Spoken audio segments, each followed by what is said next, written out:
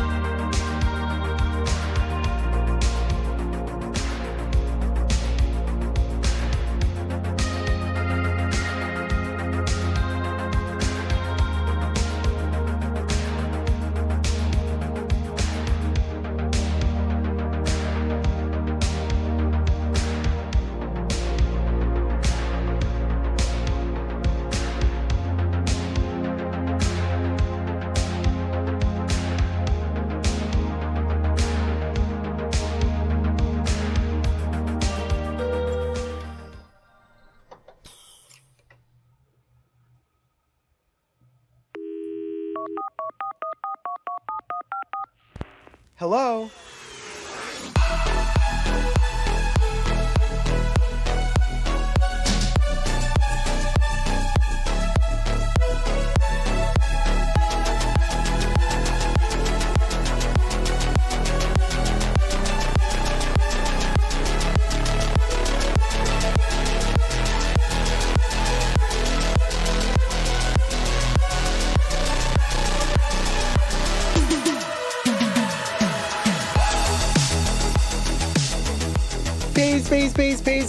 Peace.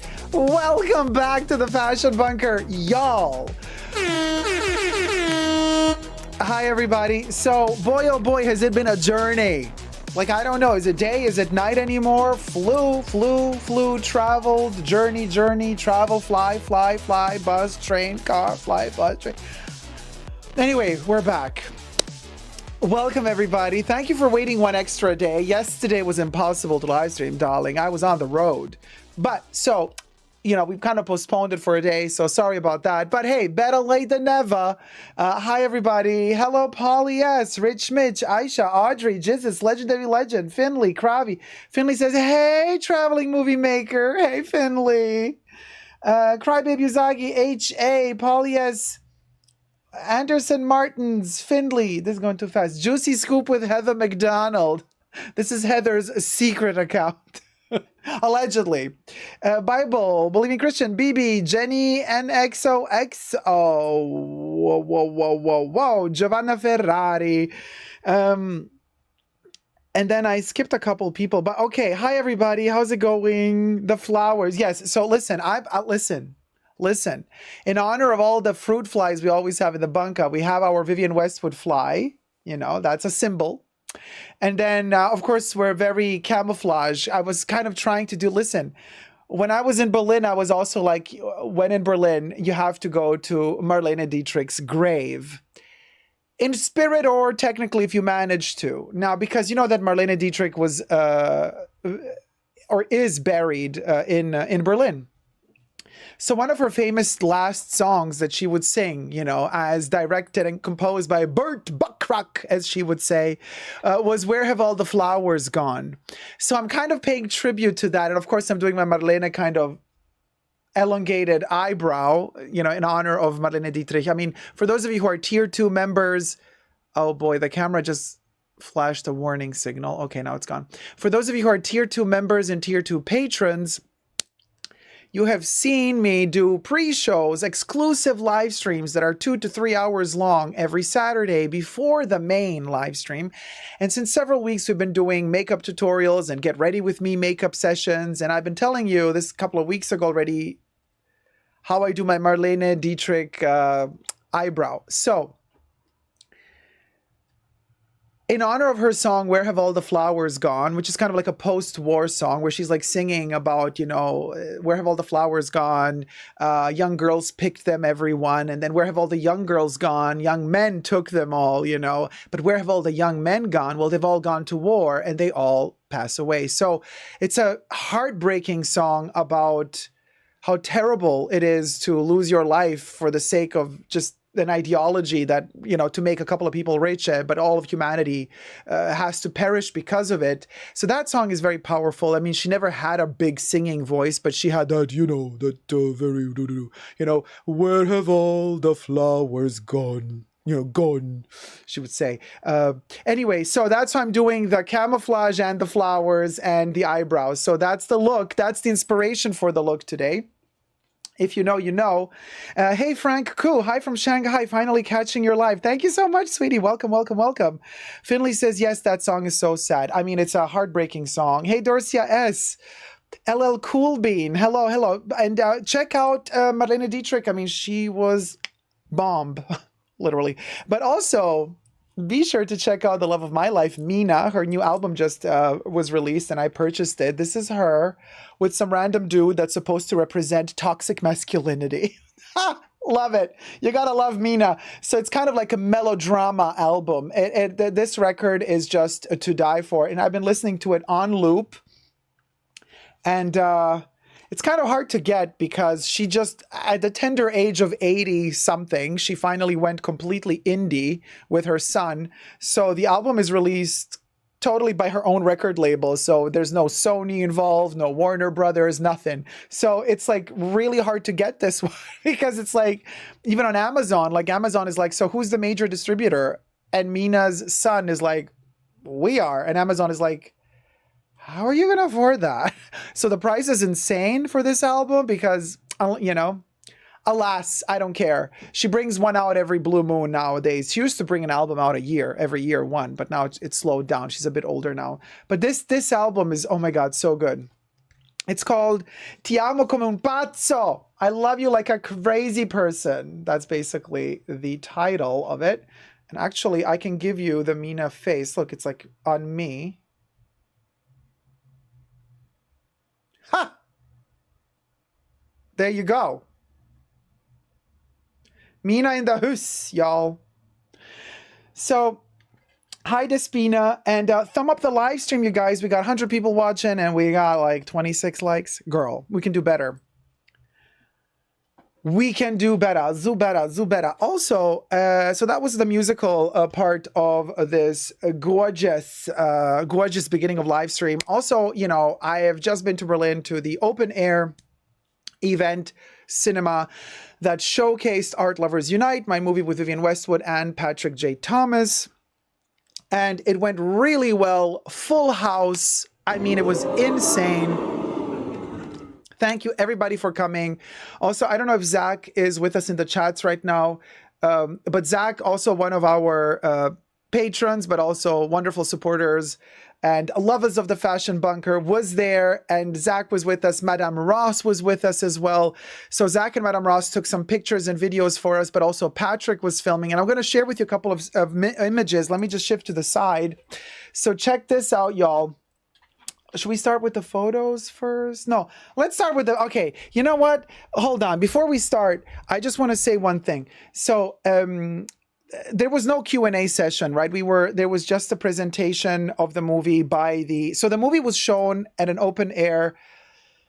Actually, I can show you that picture that we used as a poster to promote it. Is that still here? So the movie was showcased open air right in front of the museum where we shot the movie back in 2017/18. So it was really emotional. There you have it, guys. So all the people were sitting here. Behind here in this area right there is the museum. And the bathroom was in the museum. So if you were kind of like, there was a bit of a breeze, and then you would kind of stand up from here. And if you wanted to go to the loo, you would go back there into the museum where it was warm. And then you would, you know, go to the museum and see the museum as well to pee or do whatever you need to do. But then, so Patrick and I were right here presenting the movie before it began. And also before we started talking, the director of the museum, Dagmar Hirschfeld, I think is the lady's name. Lovely lady. She did a little introduction. She saw the movie twice already, so she knew what she was talking about. Lovely lady. She's an art historian. Unlike some art historians at the event, she actually knew what she was talking about. And very interesting points she made about the movie and highlighted certain things. She really did her homework. She did a wonderful presentation. Thank you so much, Dagmar, for your love and support. She was a lovely, lovely lady. And then Patrick and I took to the stand to quickly introduce the movie as well, right here with our little microphone. And so Patrick spoke first and then I spoke second. As Patrick was speaking, now I haven't gone through all the footage that Madame Ross, well, it depends, several people filmed, but in the footage I'm going to show you now, you don't see this because Patrick started filming me while I was talking at a certain point. But you see me on other footage, like Patrick takes the mic, and as he takes the mic, you see I'm doing something. I'm like touching the mic and doing something, and you're thinking, what the heck are you doing, Jacob? Well, that was the moment when a moth out of the blue just arrived as we were talking about Vivienne. And it landed first on me, and then it kind of flew on to Patrick, then it flew on to the microphone. And I'm like, oh my God, this is Vivienne, because she loved a microphone. Let me tell you, if there was an opportunity for her to talk to an audience, she would snatch that mic and she would talk. And I thought to myself, oh my gosh, this is Viv. So unlike what we do in the Fashion Bunker, if there's a fruit fly, I kind of squish him. I was like, oh, hell no. This is special. So I was very delicate and gentle to the moth. And I was kind of trying to just like get it onto my hand so that Patrick wouldn't squish it because he was focused talking. and he didn't notice the moth. And I was kind of trying to just delicately, you know, preserve the moth. And then the moth just flew away into the night. It was so magical. There was a bit of cloudy sky as we were all arriving, but after our conversation, after the introduction and after the moth, the skies just like magic. This is how the skies were, with actually without even one single cloud. It just cleared up, and then throughout the entire movie, completely starry sky. You could see the stars. There were 2 shooting stars that night as well. I mean, I'm telling you, magical doesn't begin to describe how everything was on point. It was insane. Insane. I'm telling you, goosebumps just talking about it. We had a full house. This doesn't stop here, y'all, because there's a lot of chairs in this section as well. It was all full. And so I'm just like telling the people, because I know how Germans can be sometimes, because they are, you know, especially if they kind of think they know stuff. So they can behave in a very weird way. And so I just presented the movie saying, you know, Vivian doesn't necessarily say things in this movie about art that are from an art historical or socio-political point of view always correct. That's irrelevant. You don't need to know that. You don't need to know the correct dateline, timeline of every painting, of the life of every... That's irrelevant for this movie. This movie is about sharing love of art and talking about art without fear of making mistakes about when the painting was painted or whatever. But also, and most importantly, this movie is an artwork itself because Vivian is in it. And so for the art historian that might be disappointed watching this movie thinking, oh, well, it doesn't deliver a lot of new notions about art history like I know because I've studied it, you know. Stop being so dumb and limited. Open up your mind and see something else here. What is happening here is a document that documents how Vivienne Westwood works in her creativity, how she reacts to art. The true document here is actually seeing her interacting with art in one of her favorite museums. And this is the only document we have of her in that museum on top of it all. That is the true value of this movie. Not pinpointing, oh, she made a mistake about that year instead of that year. Irrelevant. You want something specific? Go study, go to school, go to university, you know, do your 5 years of bachelor degrees, whatever you want. Anyway, just saying, let me play the little video that Patrick shot with audio when I'm actually saying all of this stuff right before the movie. Hit it.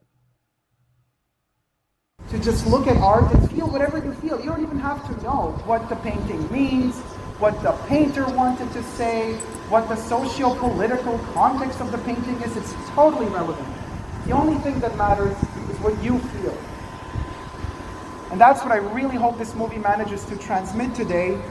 And if it manages to transmit, to just look at art and feel whatever you feel. You don't even have to know what the painting means, what the painter wanted to say, what the socio-political... Okay, so now it's in loop. I'm wearing, for the occasion, I have Vivienne Westwood squiggle sash shirt with Climate Revolution printed all over it. It's a huge thing that has the sash hanging around. So I lifted the sash. I have a Dolce & Gabbana 1994 fall-winter jacket, a blazer, a Gisato blazer on top.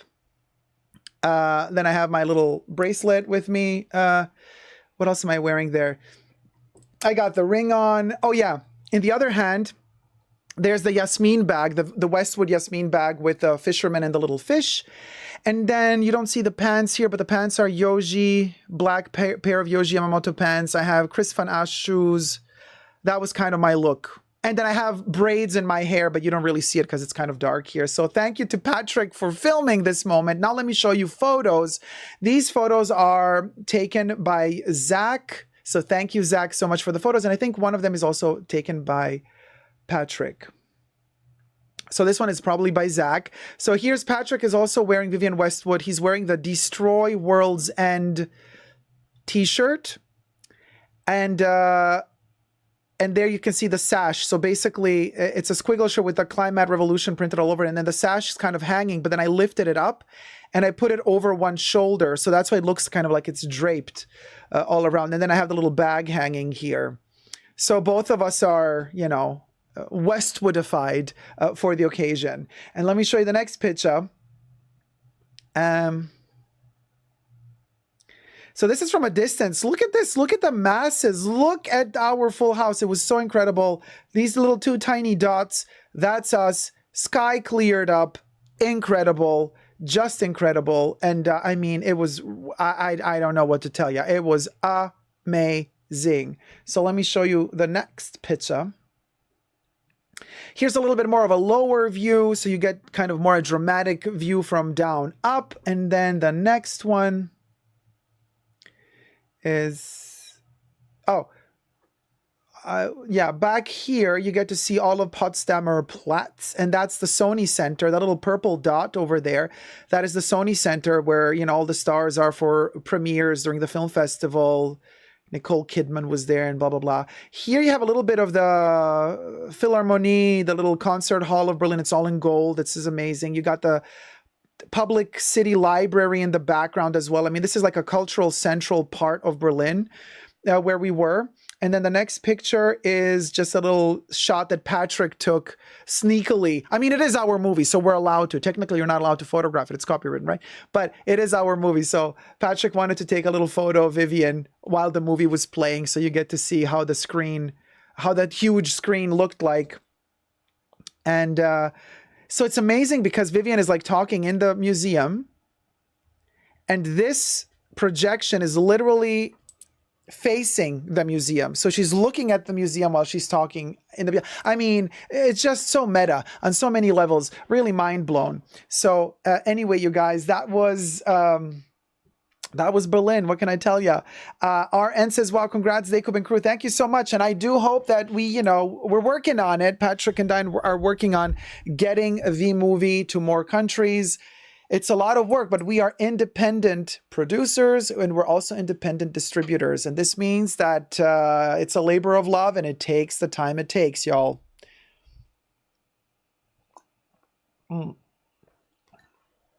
And that's why I'm wearing this camouflage there. Like I said, whoever's tuning in right now, thumb up the live stream, please, if you haven't already. This is my Marlene Dietrich inspired look dedicated to her song, Where Have All the Flowers Gone? Marlene is buried in Berlin, by the way. So Audrey says, come to the UK. We want you here, Chippy. By the way, next day after Art Lovers Unite, Ben Affleck showed his movie at the open air cinema. So after Art Lovers Unite, there was the new Ben Affleck movie. That was kind of whatever. Anyway, so a problem with London, Audrey, problem with Great Britain is the Tories. You got the Tories and they are blocking this movie however they can. I don't know what they're afraid of. I don't know what they're scared of, but whenever we contact a cinema and negotiations begin, we send them the screener of the movie and then they see it and then they're like, I don't know if our audiences are gonna, we don't know if we can show this. I'm like, oh, okay. So, Great Britain. Something is going down in Great Britain. And I don't know what it is, but they've been boycotting the movie. Oh, hey, Maria Marusi. How's it going, sweetie? Hi, Dick. A beautiful flower you have in the hair. Thank you, Maria. Hey, Kravi. Miss Jean. Hi, Deco. Please let this movie be available in the United Arab Emirates, too. Oh, that would be amazing. I'm not so sure we would be allowed to show every scene of the movie because on many of the paintings, the subjects that are painted are nude and bare. So I'm not so sure we would be able to get away with showing the movie there in its entirety. But yeah, you know what I mean? So yeah. So, okay. So that's that. Working on getting the movie across several ponds. Anyway, they probably think it's political because of the sweater, but it's not. Oh, yeah, the sweater that I'm wearing in the movie, Politicians Are Criminals. A sweater that Vivienne Westwood made, and I was wearing it to homage her. I love that sweater. Now that sweater is part of cinema history because it's been in that movie. So obviously, that sweater is now preserved. Thankfully, I purchased a second one back in 2016 when this collection came out. I bought two, and I bought so I bought a sweater version and a vest version. So thankfully, I can archive the original and I can actually still wear the second copy that I have. But classic me, such a hoarder. If I love a piece, I'm going to buy multiples of it. Does anybody else do that? Because I mean, we'll go, you know. Anyway, speaking of buying multiples and yada yada, thumb up the live stream, y'all. Be sure to subscribe and join the chats, because you can only join the chats if you subscribe. And also become a member. Tier 2 members and patrons get access every Saturday to an exclusive pre-show live stream, 2 to 3 hours long, where we do a lot of stuff and talk about things that we're not allowed to talk about on YouTube, but we can in the pre-show. And, you know, we also do makeup together, tutorials, reviews, videos. We film videos together there that then like weeks later get shown on my main channel. So thank you so much to all my patrons and members who have already pledged. And thumb up this live stream, because YouTube has been going into the summer solstice. And that means that a lot of people and kids are on holidays, less and less people watch YouTube. So the problem is the views start going down in summer. It's the summer hole. Every hole is a goal for Jesus, but for a content creator as myself, the summer hole of YouTube is not something I look forward to, because views go down. So thumbing up a live stream, thumbing up a video helps more than you might think. It costs you nothing to thumb up a video, but what it does to the algorithm and to the channel is it signals to YouTube, hey, this video is cool. So suggest or recommend it to other people that don't know the channel yet. That's what thumbing up a video basically does most of all. And of course, commenting under every video is really important. The engagement that happens underneath the video is very important. So friendly reminder, housekeeping. Jesus says I read that one already. Oh my God, I finally caught alive. Hey, Deeply Airing. Kravi says, think about India too. At some point, I will try to come. Oh, Kravi, India would be amazing. Vivian talks about India briefly in the movie as well. And, but it's the truth though, H.A. Grace B says, hi Jacob, you are beautiful. Ciao da Bologna, Italy. Ciao, Grace, come stai? Guarda, ho appena parlato di Mina. Pensa a te. So Jorge says, I just saw the Pharrell post of Rihanna. Yes, I've seen the Rihanna Louis Vuitton campaign and immediately thought of you. Oh, Jorge, thank you. I've just seen it as well. Should we maybe, let's try to get a picture of that from the Louis Vuitton Instagram. I'm allowed to show that, methinks. So... wait, where is it? It's not on Instagram. Where did they show it? Oh, probably Pharrell probably showed it first. No, he was like, Yas Quinn, let me show it first. Okay. Oh God, do I have to go to Pharrell's now? Really? Ugh. Yeah. Yeah, of course he posted himself. Yeah, of course he did. Of course he did. Pharrell had to post himself in front of a pregnant Rihanna poster that he made. Of course. The ego is palpable, darling. Okay, so, all right, let me show you the picture. So this is from Pharrell's Instagram, so falls under fair use. There you go, we'll go. It is Pharrell himself. Oh, Jack's Bag Attack, thank you so much for becoming a tier 1 member, sweetie. And so anyway, so she's wearing this. So on the 24th of June, they're gonna show the Pharrell's first men fashion show. The Louis Vuitton fashion show is going to be shown, where Pharrell is the artistic director, on the 24th of June. So let me know if we should review it or not, but whatever. She's wearing a jacket that looks like it's all pixelated. You see the effect? It looks like it's kind of rendering, you know, still. The jacket is like not focused yet, but it's done on purpose. They're like zoomed into the jacket. And then we have these colors that we've already seen at the Chanel Dakar show, right? For the Métier d'Art, these kind of warmer hues of like yellow, mustardy yellow hues, reds that are kind of fading into browns, and greens that are very, very dark greens that are also going towards autumny colors, even though this is a spring summer collection. But look at the colorways, you know, it's like kind of looking at the same color palette that we've been given for the Chanel Métier d'Art Dakar collection. So yeah, we're going to have these Speedies. Oh, there's a blue one as well down here. Let me zoom in. There's a little blue one there peeking out. So it's going to be all these Speedies in all these different colorways. Like I could not care less for either one of them, y'all. Zane says, so hey, hi Zane. So copying Loewe, kind of. Jesus says she's been pregnant for years now. I know listen, Rihanna be busy, honey. She delivers those babies like a bunny rabbit. Okay, 200 people watching, 82 thumbs up. Thumb up the live stream, y'all. It really costs you nothing to thumb it up. It's really for free. Come on. Don't be lazy. It really helps. I'm working my butt off for y'all's. Scan to tip your host if you wish to. The least you could do is thumb up the live stream. Now, I don't want to kind of repeat this 5 billion times. It gets annoying to whoever watches this later. So, you know, let's not overdo it. Now, when it comes to these bags, y'all, I don't know. I don't care for these colors. Yeah, cute. You know, something different. Not that different. You know what I mean? Groundbreaking. Miranda, Devil Wears Prada. Not that groundbreaking either. But it's a palette. It's a color palette. You know how he loves his Panettone, his Pantone color palettes, you know, like he did for Adidas many years back with like 50 different shades of Adidas Superstar sneakers. He's probably going to do the same. How groundbreaking, right? For Louis Vuitton, I mean, you know what? We should have filmed this. Like, yeah. Let's film this.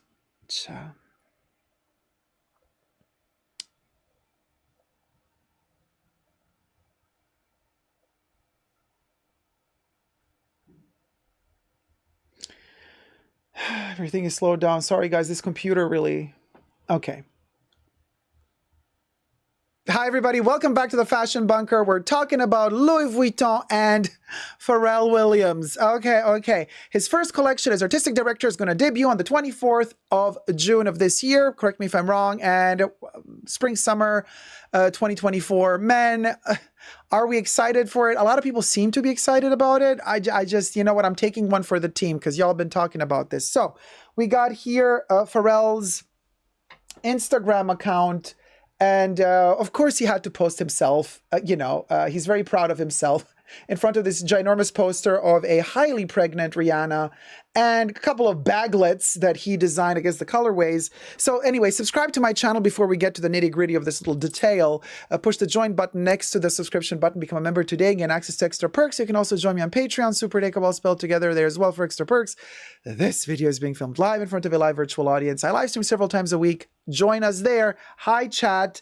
So, Pharrell, in a, I want to say, cowboy stance, right? You know what I mean? Holding right above the crotch line. That pose of like, I'm the man. I'm the real man. I've seen him live several times. Because I worked in fashion in a context where he was working as well. So we did have eye-to-eye contact. He's very small. Okay? So this kind of pose is more like, let me be bigger than I am. I see what you did there. And the little Leni Riefenstahl moment, the camera positioned low to film upwards to make you look taller. Listen, honey, we know all the tricks. So anyway, tricks of the trade, as they say. But we got Rihanna and whichever living creature is inside of her, I don't know if it's going to be a boy or a girl or twins. I don't know what she's having. But so there you go. Now she's wearing this jacket, which seems to be leather, could be maybe canvas printed in a pixelated form. Thumb up this video, by the way, if you're enjoying it. Okay, and subscribe. There's this kind of pixelated thing going on. I don't listen, y'all. I'm all for being proud, being a woman, being a man, being whatever you want to be. But is it just me, or is kind of this extreme showing off of bellies when you're pregnant? I don't know. I don't mind it. I'm not saying ew, but I'm just like thinking, why? Yeah, I mean, like you have Louis Vuitton, You have the entire team that can dress you. They can do whatever they can dress you up in any way, shape, or form you want them to. It can be magical, and instead we're like, you know what I mean? And I don't know. And I'm not saying, oh, don't be proud of your belly. Oh, no, that's not what I'm saying. What I'm saying is this seems a little bit like exploitation to me by Louis Vuitton. Now, everything I say in this video is for entertainment purposes only, just my opinion, not rooted in any truths or facts. Everything's alleged. But it's like of all the ways you could have worked with Rihanna to showcase this particular ad, it's like, let's make the focal central point of the ad her stomach, which is the shape of a keepall. Like literally we got not a keepall, but we got a Speedy next to the stomach, and it's like her stomach is like a Speedy. I mean, honestly, sorry. This to me is very much like clickbaity. You know what I mean? It's very much like, oh my God, this is like, sorry, I just change the mic.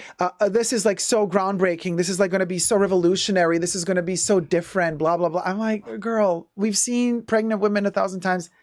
It's kind of, are you showing us Rihanna's pregnancy, or are you trying to showcase the new collection that you're offering? Now, Pharrell already did, if you remember a couple of years ago, Pharrell already did a collection with Adidas, with the Adidas Superstar sneaker, and he did the whole Pantone, or a big chunk of the Pantone color palette, and he did, I don't know, 50 or 60 sneakers, all the same sneaker, all the Superstar, but in different colorways, everything ranging from yellow, green, blue, red, magenta, like the whole rainbow. So he's like really into that stuff. So I'm like, oh, how groundbreaking. Now you're delivering the whole rainbow palette for canvas, for the Speedy, and there's even a little blue one hiding right at the bottom there. Then we got the red one, and then we have yellow, green, and there's probably a brown there as well. It's kind of hard to see the green because of my green screen there. If I cover it up like this, then you get to see it a little bit. So we got green, yellow, all these kind of shades. Now, isn't it also interesting how this color palette seems to mimic quite a bit what Chanel is doing right now for the Dakar Métier d'Art collection? The African-inspired collection, shown also in Africa, with all of their kind of earthy, subdued tones and palettes of yellow, mustardy yellow, greens, reds, and blues. It's exactly what he's doing. Coincidentally, let's not forget that Pharrell is connected to Chanel because he's also a Chanel brand ambassador. I don't know how it kind of is going to play down now that he's working for LVMH kind of full time, because LVMH and Chanel are not the best of friends. I don't see them collaborating anytime soon.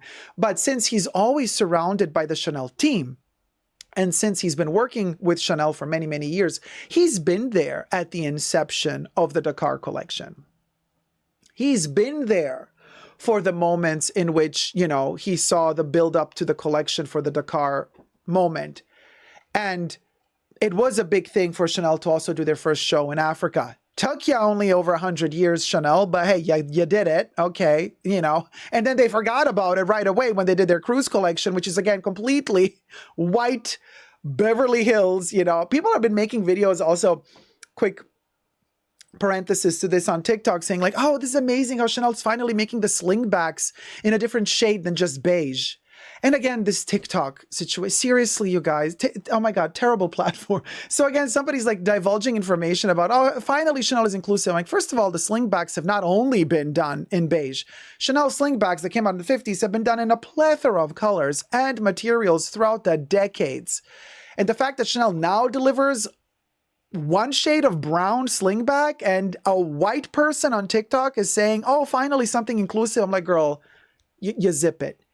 Either you let a person who is actually from Africa, or African-American, or American, but born in America, but is Black, you let them say this collection is inclusive. You don't get to say that, girl. You don't get to say that. As pale as cheese as you are, you don't. You simply don't.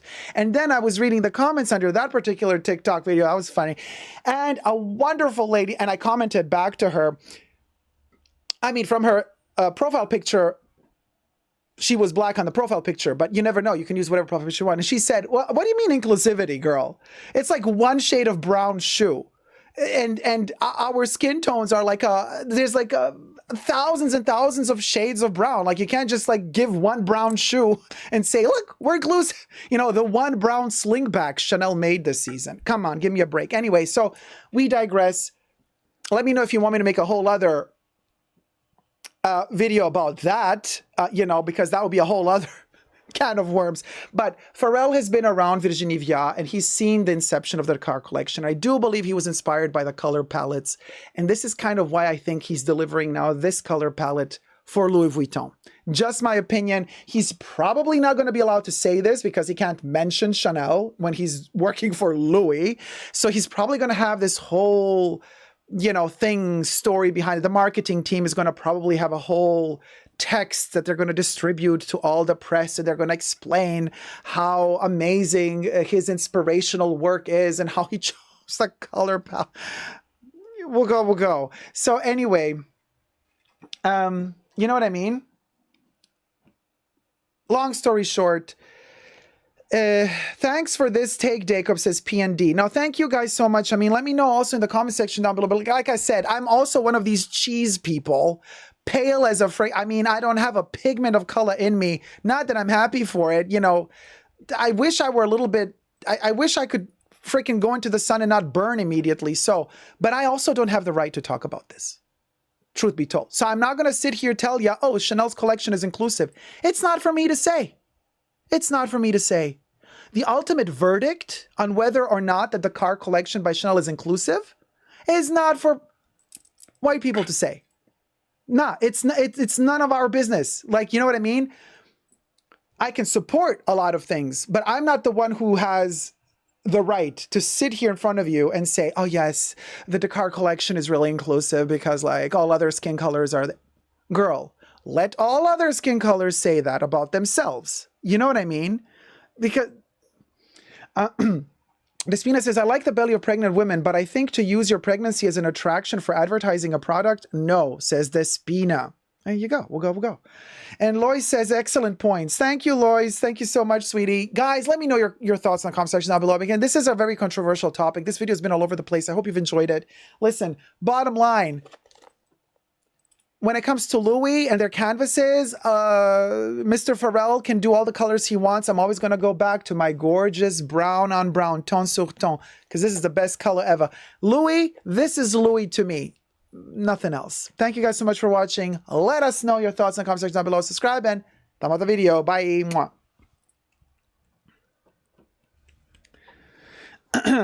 Yeah, because honestly, you guys, I'm so sick and tired of this TikTok. Every time I get sick to the stomach when I turn on TikTok. Ineke, thank you so much for the super thanks you sent me several days ago. And I thanked you just yesterday while I was traveling back, but I didn't see it when you actually sent me the super thanks because the way that my YouTube app works, I just see your comment as a comment. It doesn't highlight the comment as if it were a super thanks. So I have to go in a totally different section of the app to actually see the super thanks. And then I was like, oh my gosh, I missed a super thanks. So thank you so much, Ineke, for the super thanks you sent a couple of days ago. Big love to you. Thank you so much. Thank you, sweetie. Yeah, Ineke sent a super thanks like underneath a video because you can send those even during... Not just during the live stream by scanning here, but you can also send a super thanks like underneath videos that are posted later, which is a great thing that YouTube started a couple of months ago, I believe. And Ineke, thank you so much. Also, Christine says, I feel the same as you. No matter what Louis Vuitton produces, I will always stick to the traditional brown canvases. Rick says, hey, Jacob. Hey. I have one question off topic. What do you think of the Prada re-edition? Avoid. I would avoid. Yeah, I would avoid. You do you, boo. No judgment here, but... So, sorry, one brown shoe is not inclusive. Kravi, it wasn't just one brown shoe. It was several brown shoes. But it was just one brown slingback. I should have really precisely said it that way in the video because I know people be coming for me because they're going to say, yeah, what are you talking about? There was like 50 shoes in brown. We were talking specifically about the slingback. Specifically about the slingback. Despina, my love. Despina Lico mi trou donaté de $32,83. Thank you so much, sweetie. Papa Cherry for Despina. Yes, all the way to Greece, y'all. Krabby says, oh, still not inclusive. But you know how people is. They be coming for me if I slip on one word. If I don't say one word the way, you know, they're going to be like, you're wrong, Jacob. There have been like 50 different brown shoes. I'm like, hold on a minute. There was one brown slingback, which is what we were talking about specifically here. Anyway, we'll go. Now, thumb up the live stream, y'all, because I also want to show you some new stuff that was waiting for me in the Fashion Bunker when I came back home. But also, I want to say, stay tuned for new merch coming out. It's all been postponed because of traveling and like stuff has been crazy. I wanted to actually already surprise you with something last Saturday, but hopefully it's going to happen. Well, I don't want to now say next Saturday because it might happen the week after that because now my birthday is coming soon as well. So I'm like completely semi-depressed because of that, because birthday month is as happy as it makes me. It also gets me a little bit, so hold on. Let me just retouch my makeup, but because I'm feeling oily coming out, y'all. And so there's gonna be some really interesting merch surprise launch coming very soon. Just saying. So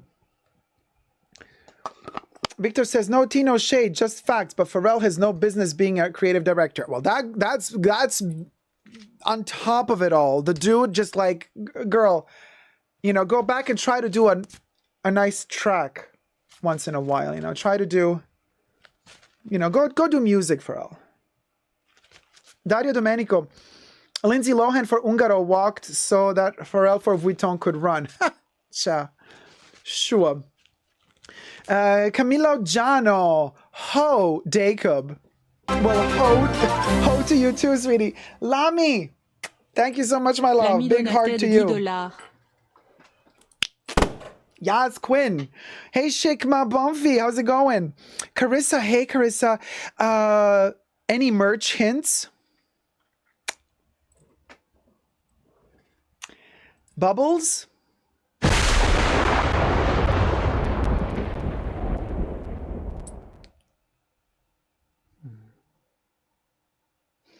That's all.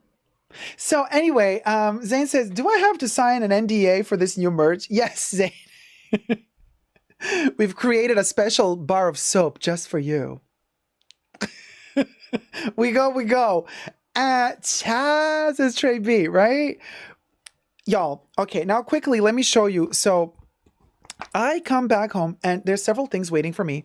So I hunted down another, I know it's just a couple of droplets. It's a 50 ml, made in Italy, Dolce & Gabbana Pour Femme red cap from the 90s.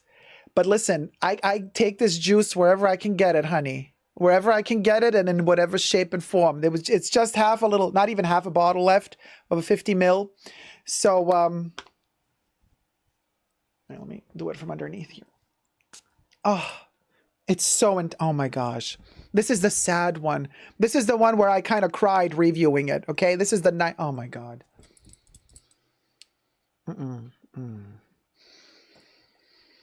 This is, I think, one of the saddest perfumes that I have ever smelled in my life, but in a good way. This is Anna Magnani. This is her pain and suffering. This is Nanarella. This is Sicily at its worst, but also at its most beautiful. This is so deep, and it wrenches your heart when you wear this thing. This is just a masterpiece, and it is a travesty that they have reformulated it and basically discontinued it. Travesty. This thing deserves to be preserved for humanity, because the emotions this thing gives us it's just beyond. It's beyond.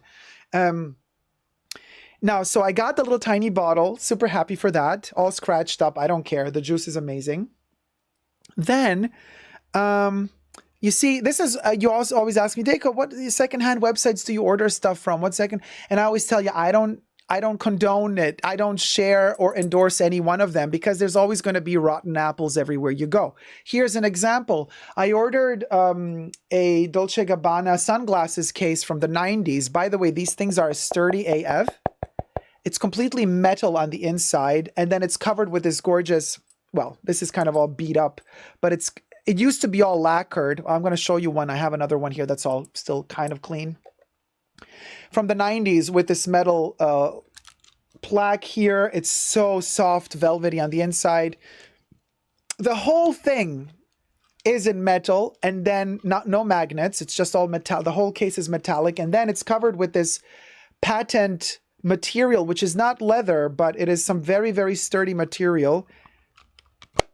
And then you close it. And how did I find out that this is metal? Because I have my iPad here, and then it just sticks to the to the magnetic part of the, you see? It just sticks to the magnetic part. So no matter which side of it I turn, it always sticks to the magnets of the iPad. This is how I found out. I'm like, hold on a minute. This entire case is metal. Like, that's quality, you guys. You know what I mean? Because nowadays, pouches for sunglasses, it's a travesty. But anyway, so what's the problem with this case? So the problem is, I mean, they photographed the front of the case. It's all beat up and scratched, and I'm fine with that because I do have some vintage Dolce & Gabbana sunglasses that do not have a case. So I wanted to get an extra case. But what this, and listen, I got the case for like $3. It's not the end of the world. I know. This is why I didn't make a big fuss out of it. Technically, I should have, because every dollar is a dollar. So I should have said, hey, not for $3 this. Why? Because they photographed it like this, and I saw the scratches, and I could live with them. Ultimately, these are historical cases, and that's fine. But they did not photograph the back. Check this out. This thing has a huge freaking chunk of the cover missing. Like, literally. And of course, Miss Thing that was selling this case did not photograph the back. You know what I mean? And so I'm not going to sit there and fight with them about disputing $3. You know, and be like, oh, it's all scratched up, so give me back $2. Like, sure, every dollar, we got to respect the dollar. But I got other stuff to do. And the case still works. It's still functional. But girl, this is not how you sell a product on a secondhand website with such a huge scratch, and you don't show it, and you don't list it in the auction that you're selling it under. Like, girl, what the, like, girl. But at least, like, for, you know, for scientific purposes, we get to see now what's underneath that patent cover. And it is a very, very interesting, really high quality cotton gauze.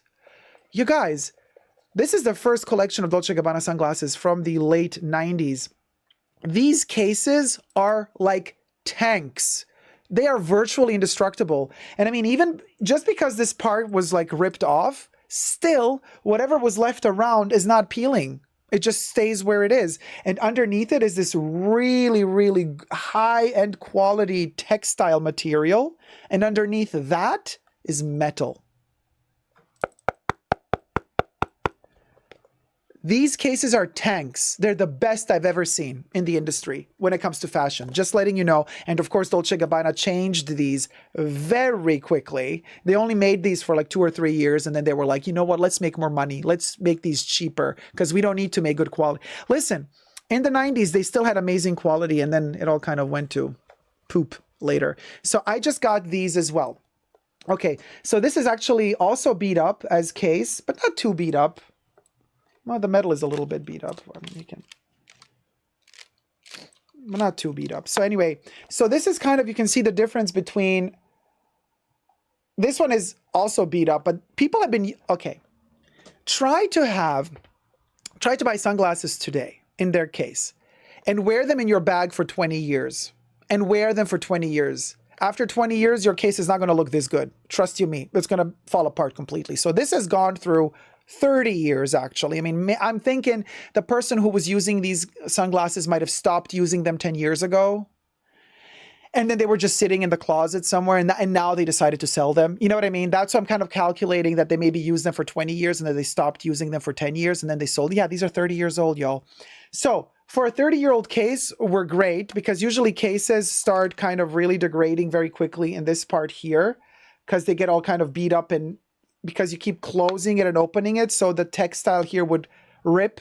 Not the Dolce & Gabbana cases from the 90s, perfectly pristine. But anyway, here is a 90s pair of Dolce & Gabbana sunglasses that I got for $20, $15. I mean, like, nobody cares for this stuff. Thank God they're canceled, because then I can get the best stuff for really cheap because nobody cares. So it's blue tinted lenses, okay? And then they have this gorgeous kind of acetate here, which has a finish. It's really complicated to explain. It's almost as if it's printed. No, it's not. It is like a pearlescent, metallic, glittery, black striped acetate that's then covered with a lacquered layer, but then mattified. It's a very, very, very subtle design. So let me try to come in closer. And there, you see it?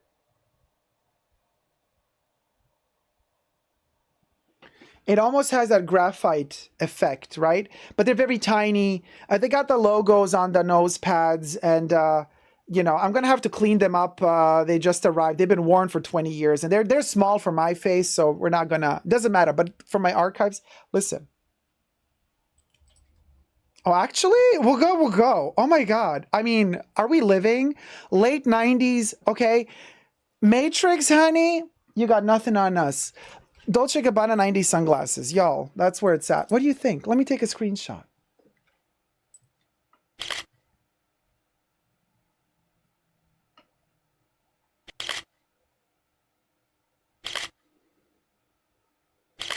Okay.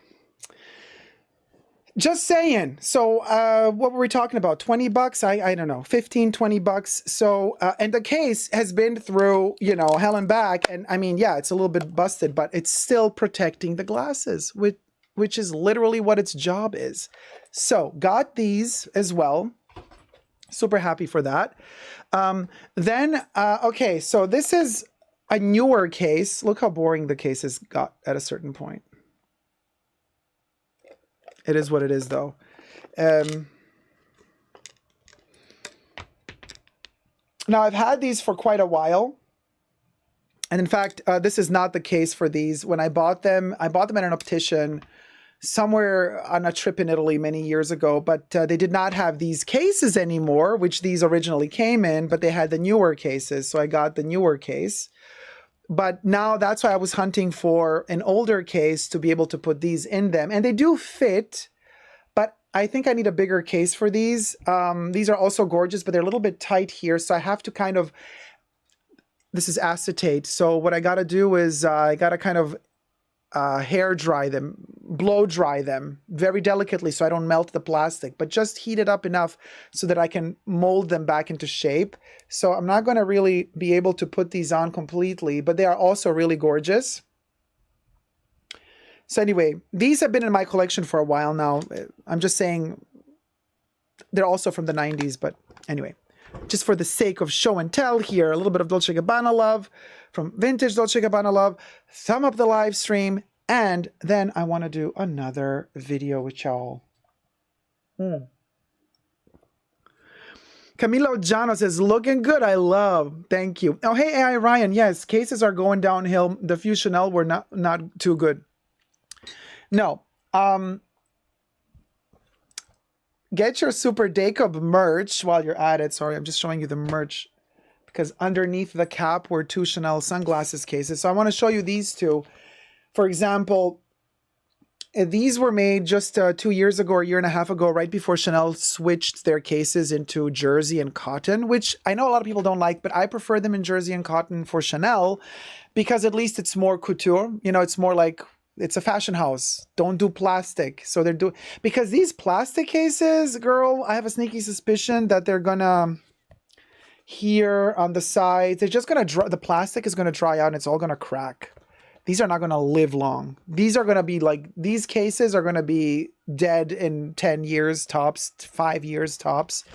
Because when you open them, you know, they have this kind of, you keep stressing the leather. This is pleather, by the way. It's like complete plastic, but you keep stressing it on this spot and this spot every time you open, close, open, close, open, close. And also they're kind of squishy, so the glasses aren't really protected on the inside. These you've already seen. I've unboxed these. These are the Spring Summer 21 Sunnies.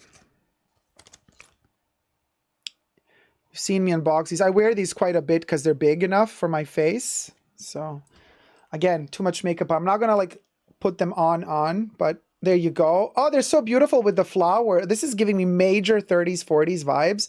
Okay, these are amazing. So anyway, loving these sunnies, but the case they come in is a travesty. So anyway, these are one of the glasses that I'm wearing this summer quite a bit. That's why they are actually out and about right now. Okay, can we close them properly? Okay. And yeah, so they do come in this white pouch, and then the white pouch, because you could kind of put them like this into your bag if you're, you know, and then they also come in the case as well. So it's like kind of a double protection. So I have these that I always have with me. And then these are kind of reading, but also protective against like sun, what have you. Well, sun, not that much, but they do have a slight UV filter. My little Harry Potter Chanel moment, or Edna from The Incredibles. So these are also kind of really cute. So these are the ones I've been kind of wearing the most lately. So there you have a little update on my visuals. Yeah. So these are here underneath this cap so that they don't get dusty, basically. That's the idea. Okay, so let me do the next topic, y'all. I bought Saint Laurent sunglasses and all I got was a cheap plastic thin case. But yeah, classic. I know. They're all doing this, you guys. They're all doing this. They're all doing this. It's like you can't get good quality anymore. You know, luxury.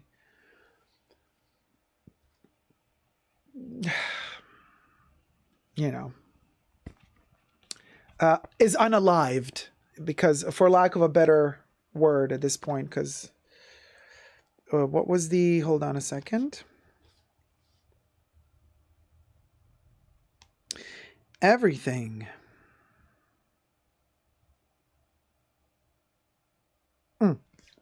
Okay, so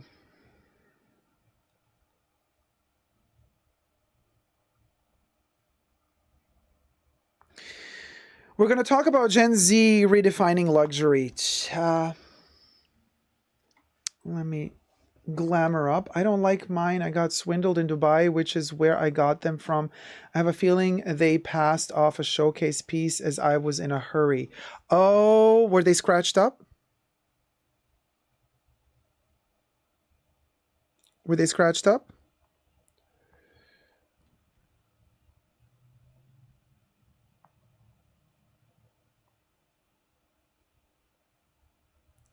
Okay. Yes, they were scratched up. Yeah. That's luxury nowadays. That's... You either have to have the connection to the sales associate, pre-order stuff, you know, and then like they call you in, hey, your piece arrived, and then it's in the back. Nobody has seen it. Nobody has touched it. But otherwise, forget about it. But also people are pigs, and justly so at a certain point. You know why? Because things are costing so much, and you're thinking this is at least how a lot of people that I've been talking to have been kind of psychologically thinking about luxury, is like, oh, you know, who cares? I'm spending so much money at this point. You know, I'm spending like $3,000 on a pair of sunglasses. So yeah, you know, they better be perfect. It's like, and I'm not going to think twice to return them if there's an issue, because if they're not perfect, you know, and I think all of these luxury brands are also kind of getting a lot of losses because people are, well, you're more anally retentive when something costs a lot, right? Krabi says, I just gave up. I wouldn't expect better from Chanel. I came back the same twice. Cha. No, Celine doesn't give you a real leather pouch. You have to buy the real leather pouch. It all looks like leather or bonded leather. Thumb up the live stream, y'all. Let's get to 200. We're at 125. We got almost 300 people watching. 125 likes. Let's get a little bit more likes here rolling. And let's do the Gen Z wants more experiences, luxury, and oh boy, this is a doozy. Okay, let me get to my, all right. Let's film it. Let's film it, batchas. Let's do this, y'all.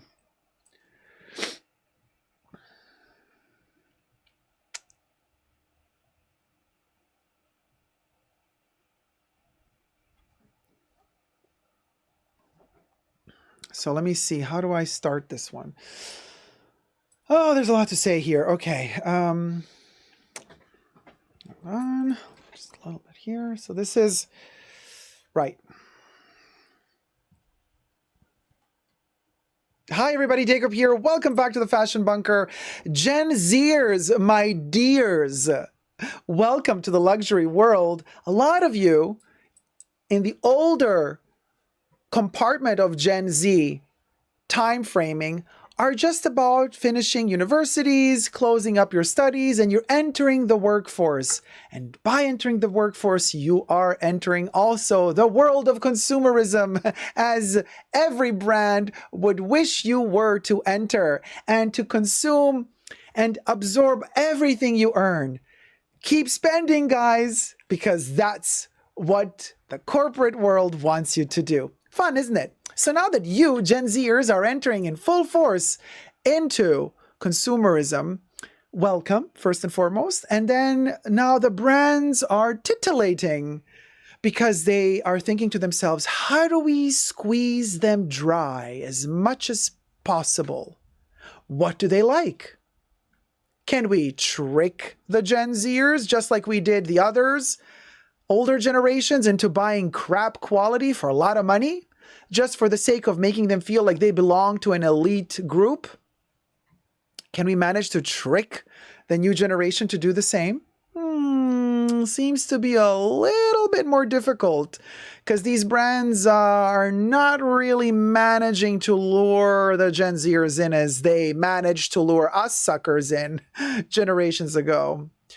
So what are especially the luxury brands thinking of doing to maintain their elite position on the market in a world that sooner than later will be dominated by the coin of Gen Z? Let's get to it. But first, subscribe to my channel. Push the join button next to the subscription button. Become a member today and gain access to extra perks. You can also join me on Patreon, Super Jacob, all spelled together there as well for extra perks. Thank you to my members and patrons who have already pledged. This video is being filmed live in front of a virtual audience, and I live stream several times a week. You're all welcome to join the live streams. Hi, chat. On the sidebar, Brenda says, such an interesting topic. Listen, it's actually way more complicated, but also kind of simple. We're going to get to it. There's several articles, by the way, reporting about this worldwide at the moment. I have one article in particular by Glamour magazine. Yeah, Glamour, darling, has reported about it. They called it, is Gen Z redefining luxury? Here's how the industry is changing. Now, we're going to get into really interesting details here. First and foremost, there's been a thing called a pandemic, right? That we've all had to go through in the past 3 years, give or take a year. At this point, who's counting, right? Because at this point, we've lost track of time, which is coincidentally also something that brand marketing kind of wants you to do.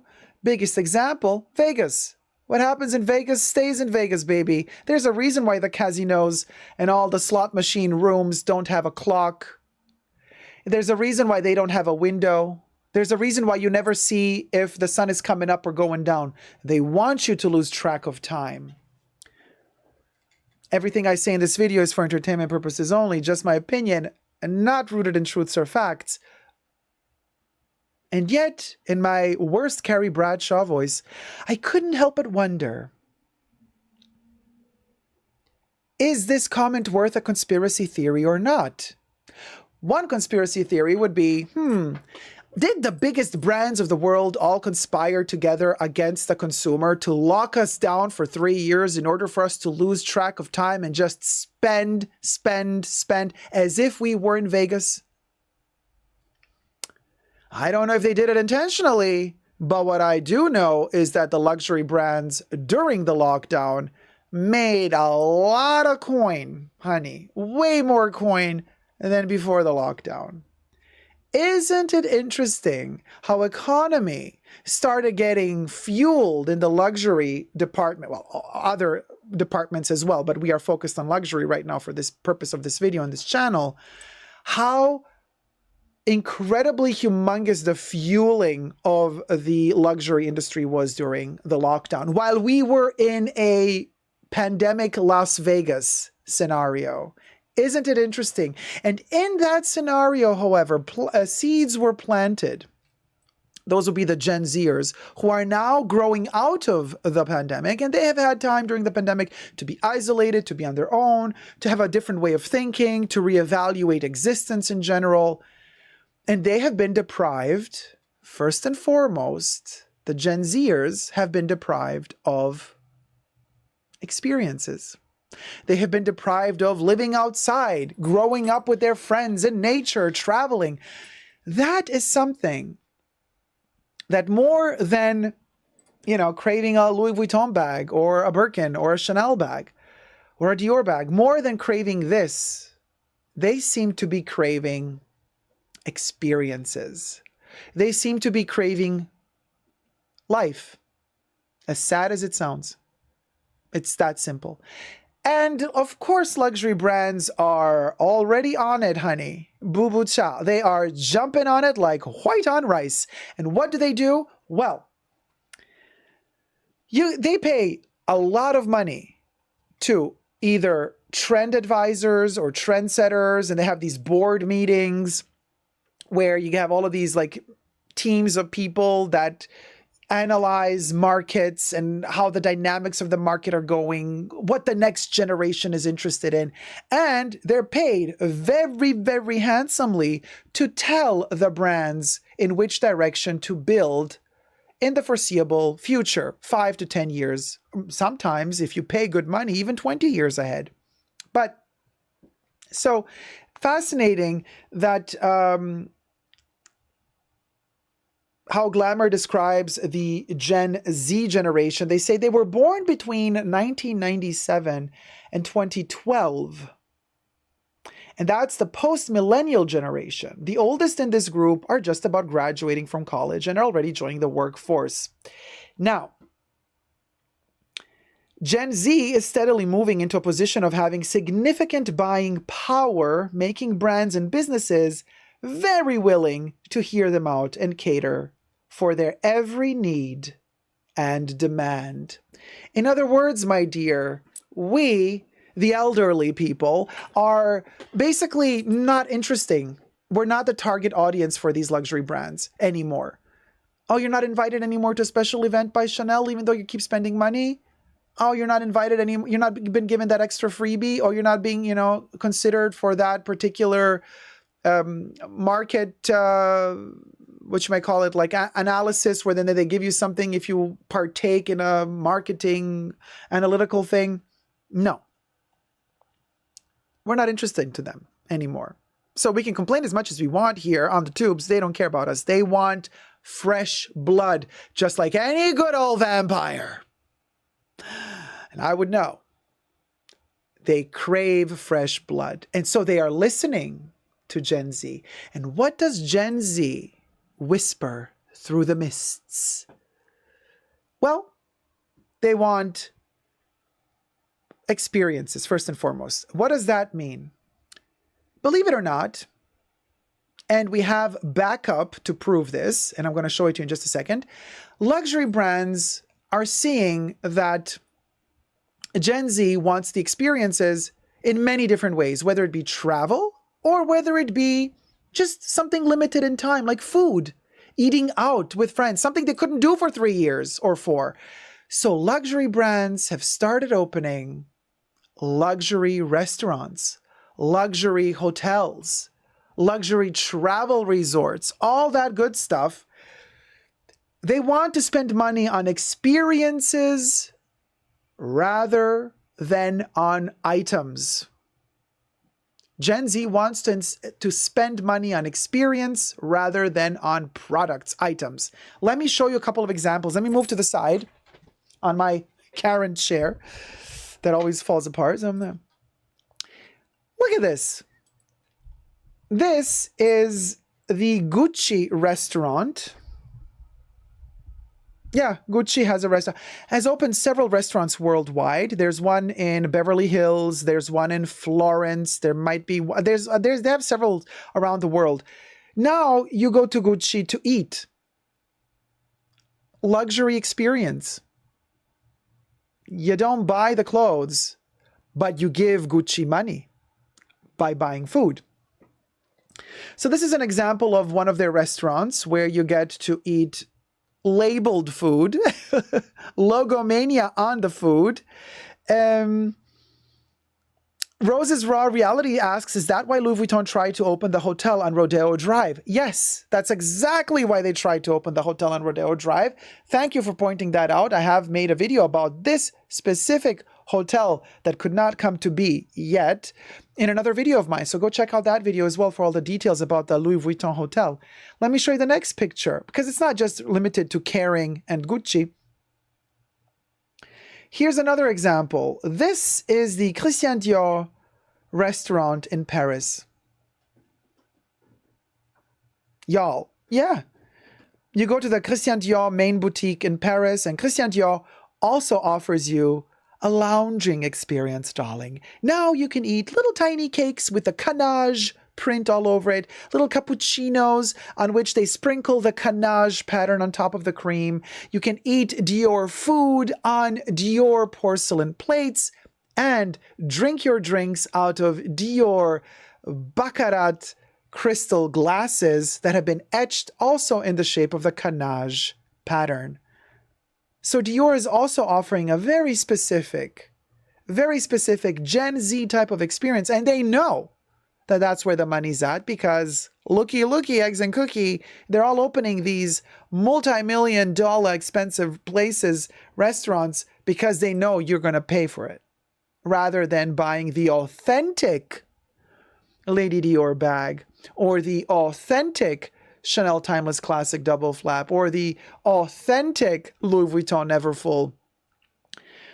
Because here's another point about Gen Z that this particular article, but also several studies have shown, and also TikTok is showing us on a daily basis. Gen Z does not care for authentic items of these luxury brands, and the luxury brands know this. Everything I say in this video is for entertainment purposes only. Just my opinion, just alleged, okay? Not rooted in truths or facts. Gen Z is okay with buying fakes. They don't care. They really don't care. And they will show off how proud they are to have found a super fake or even a less super fake on TikTok. They're going to make videos about it. They're going to share how proud they are and where they got their pieces. Some might even share their coupon codes with us, which is like highly illegal. But at the same time, Gen Z, they might be okay with fakes, but they are even more so okay with pre-loved, secondhand, used luxury items. We have the whole Greta Thunberg movement and a ton of people following her, and they all proclaim the desire for sustainability. And buying secondhand is as sustainable as fashion can get, even though fashion is never really sustainable. But Gen Z is very much so into pre-loved and not new, but they are okay with buying fakes. And they will proudly say so. They will yell it to all the winds. Now, the old cookies are the ones that have been brought up thinking, in some cases this might be true, but in many cases probably isn't. This whole conversation that, fakes fuel into terrorism and all that stuff, and child labor and all that stuff, and which might have been the case decades ago, but isn't always the case nowadays with Chinese economy booming and the system that they have set in place to manufacture certain things in certain factories. It's no longer this insipid mafia thing only. There's also very structured, high-end, high-tech, highly evolved, structured production chains. And I've seen pictures of those factories. They are not sweatshops, honey. They are not sweatshops anymore. Now they are high-end factories in many cases where everything is top-notch. And it does not look like poverty anymore. So that whole conversation that we had about, fakes fueling all of this bad stuff, yeah, probably still happens in a lot of cases, but not in all cases. Again, it's about knowing where you're buying from. Interesting, isn't it, how everything evolves? So to all the old cookies, before you keep saying, before you keep repeating all those weird brain manipulations that the brand marketing has been putting into you for years, hold on a minute. Hold on a minute. Stop for a second and smell the coffee and realize things are evolving. Very much so. If we're going to go into this conspiracy theory, we could also think maybe, just maybe, some of these brands are actually fueling their own fake industry. And I made a whole video about this over a year ago. You can go check that out on my channel as well. But just think about it. Why wouldn't these luxury brands want to profit off of this entire ginormous, humongous system of fakes? There's a lot of money to be made there, but also a lot of money to be lost if the luxury brands don't jump on that ship as well. Now, we've heard stories, allegations of a lot of luxury brands working together with said factories to deliver subpar authentic goods sold as fakes.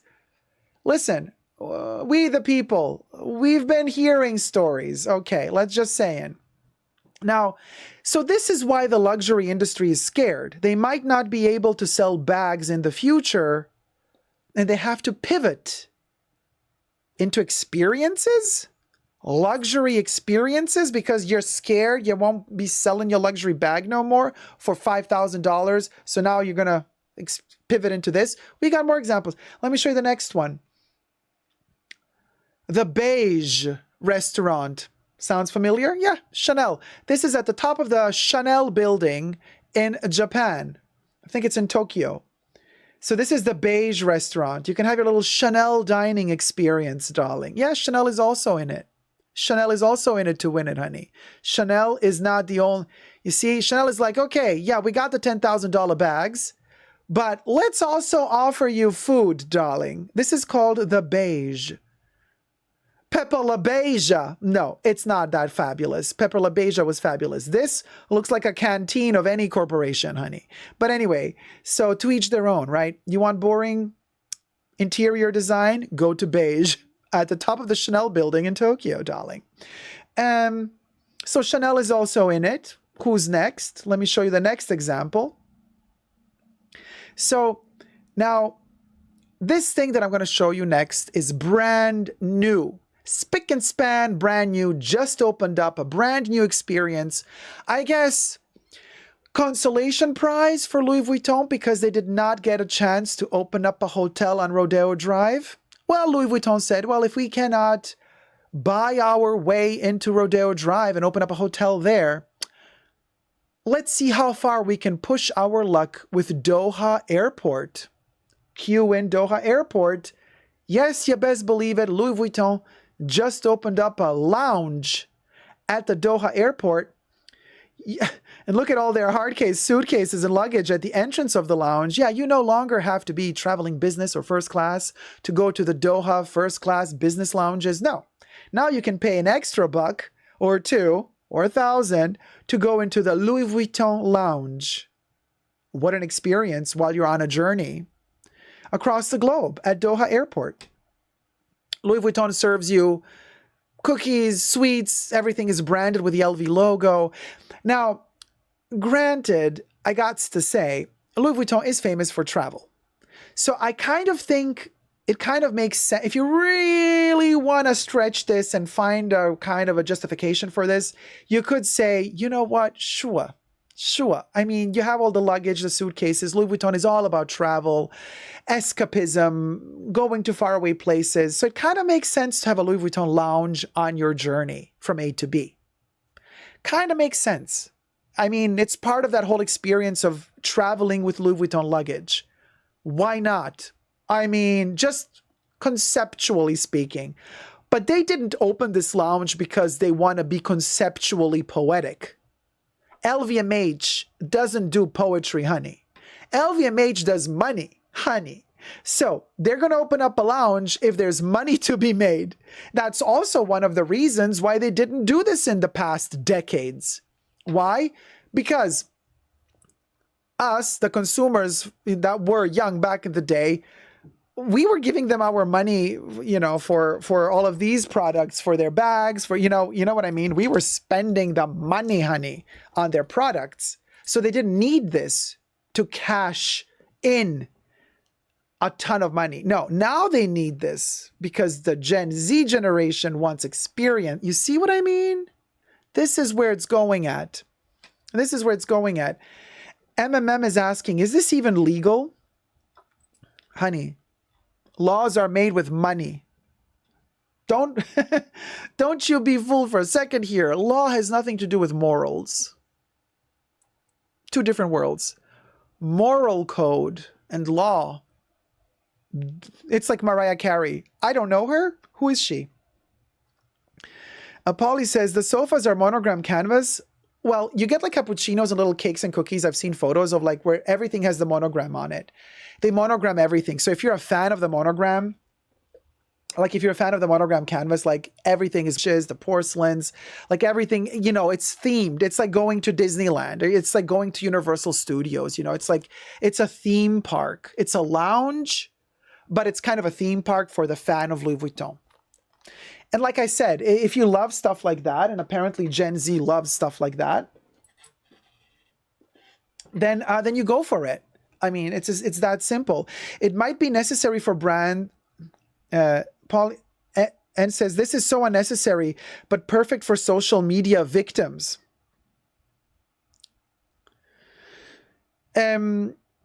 And I think you might have slightly misunderstood this because you said this is so unnecessary but perfect for social media victims. This might be necessary for brands to survive in the future. You see, the brands are already thinking about their survival. They're already opening up all these places because this is where the money's at right now.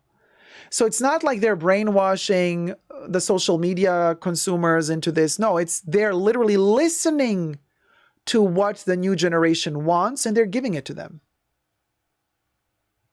Very fascinating, isn't it? Polly says, don't give them ideas, Deco. We don't need them. Parks by Louis Vuitton. A Louis Vuitton roller coaster, though? A Virginie Via Chanel roller coaster? Oh my God, that would be terrifying. What a horror trip. It would probably peel and fall apart. Allegedly. Michelle says, in New York City, all these brands have been doing the coffee carts. There you go. There's a reason why all this is happening. I'm a baby. 902 says, your analysis is spot on. Thank you so much. Thank you. Zane says, we ate at the Gucci restaurant at the mall in Florence. Wasn't bad. Do you think they will make chains? Because it can't even be close to bag sales. They are testing the waters. They're going to try to make them exclusive. But yes, they're going to open up more and more and more. Gucci also opened up a museum of their own stuff, like where there's a cafeteria. You also go in, see the collection, and then you buy coffee. You buy little trinkets to remember your experience with, not necessarily a bag, but a trinket and food and coffee. Jack's Bag Attack says, I will spend $10 on coffee all day long. Brainwashed might be right. I'm also old, not Gen Z, says Jack. Well, coffee is a special thing. A lot of people are brainwashed into loving coffee. It's also quite addictive. So that's a whole other can of worms. Yes, exactly, Oxa. Bulgari Hotel Resort in Milan. Versace also had their own resort in Australia, which just closed down because, Versace isn't doing the bad way. Jesus says, things always evolve and turn into completely different things. Louis Vuitton might turn into airport lounges, Chanel into a long gone memory. Well, Guerlain also has spas. That's an experience. You spend a lot of money and then you just get a little massage. Happy ending? I don't know. You be the judge. Thank you so much for watching. Let me know your thoughts in the comment section down below. This has been a really, really, really eye-opening kind of conversation for me. I hope for you too. Let's keep the conversation rolling downstairs. And if you have more ideas how to continue this conversation in a future video, let us know. Thumb up the video and subscribe.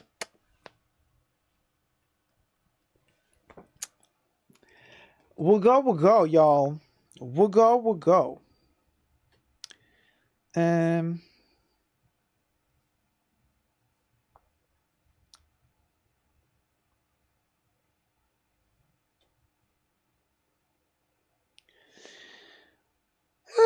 So, hold on a second. Where are we now?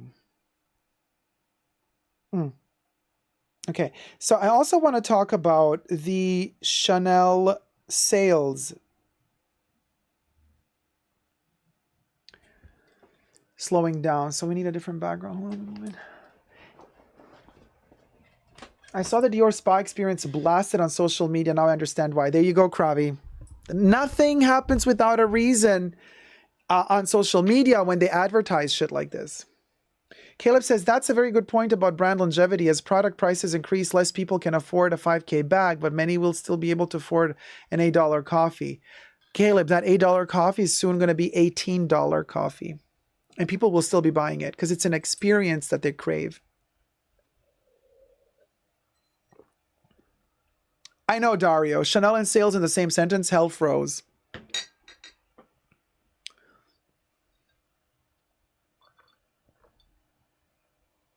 Leonardo Guolo. Sorry for my English. I think luxury brands need to maintain the perception of luxury.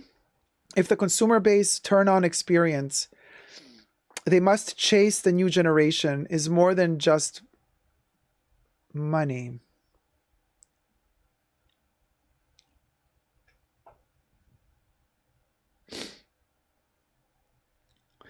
They are chasing, yes, they are chasing the new generation. They're listening, they got all of their brand marketing advisors telling them, or trend advisors telling them, hey, this is what the new generation wants. And then they kind of go in that direction. They're very ready to listen where the money's at. But it's about the money. This is not, because you're saying it's more than just money. No, it's just money. It's literally just money. They want to grow, not just survive. And in order to grow in a capitalist system, you need money. You need to earn more money. You got to keep earning money. Ice Storm says, they make too many knockoffs for Chanel and Louis Vuitton to be worth buying. And the knockoffs are really good. Really good nowadays. Like, we're talking,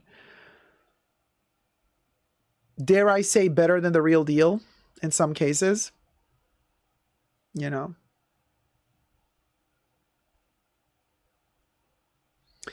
Finley, has Chanel finally produced and priced themselves into a corner? Well, let's touch base on that in this article by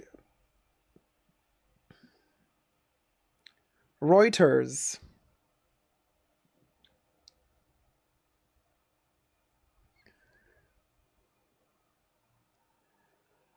Reuters has reported that Chanel sales are stagnating in terms of, since a long time, for the first time, at least in the States, single-digit earnings have been reported in the past 6 months instead of double-digit earnings. Now, when Reuters kind of reports about something, we listen because, well, they're serious.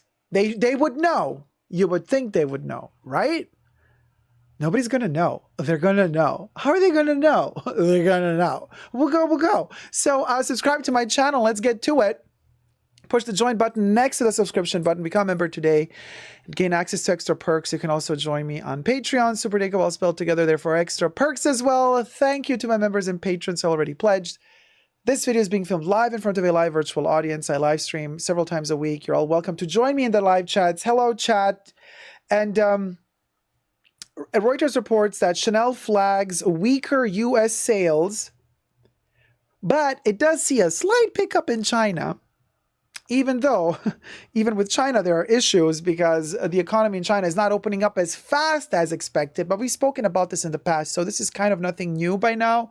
It's been since months now that we've been talking about this. The lockdown in China has lasted longer than in many other countries in the world. And so people were not able to really travel. A lot of things were not being able to kind of be imported into China as well. The wealth in China, the Chinese government works really hard to maintain the wealth within China, which is also coincidentally one of the reasons why they don't allow Chinese people to, the millionaires, to export money and to kind of invest in other, it's really, really hard to do that. So you got to spend within China, stay in China to spend in China. So it's very, very complicated, the whole system and structure. However, within the US, Paris, May 25, Reuters reports that Chanel sales in the United States, one of the luxury labels' top 3 markets, have slowed to a single-digit growth rate over the past 6 months. And evidence that the post-pandemic spending splurge in the country has tapered off. People are not receiving any more help for, school, paying debt, for going to school, college debt. There's also the pandemic relief money. All of that is stopping. People are just dried out. Plus, there's an economical recession happening. Going from double digits to single digits is tragic. However, Chanel's chief financial officer, Philippe Blondieu. Now, Philippe Blondieu, or however you pronounce your name. Hi, Filippo, come stai? We've been talking about this Mr. Filippo quite a few times already on my channel, and he always kind of now is taking more and more over. They quote him more and more instead of Bruno Pavlovsky. Remember when Bruno Pavlovsky was the man for Chanel? Like, if there's something business-wise to be officially said by Chanel, it was Bruno Pavlovsky doing it. No, it's Filippo. Hai capito, Filippo? Bravo, Filippo. And Filippo is like, clearly the trend has softened since November in the U.S., adding that the U.S. market has enjoyed double-digit growth in 2022, but without providing a precise figure. So basically, Filippo is saying, y'all, okay, maybe our numbers are not the best in 2023, but let's not forget 2022. 2022 was great. Fabulous, darling. Amazing, sweetie darling. We got double digits in 2022.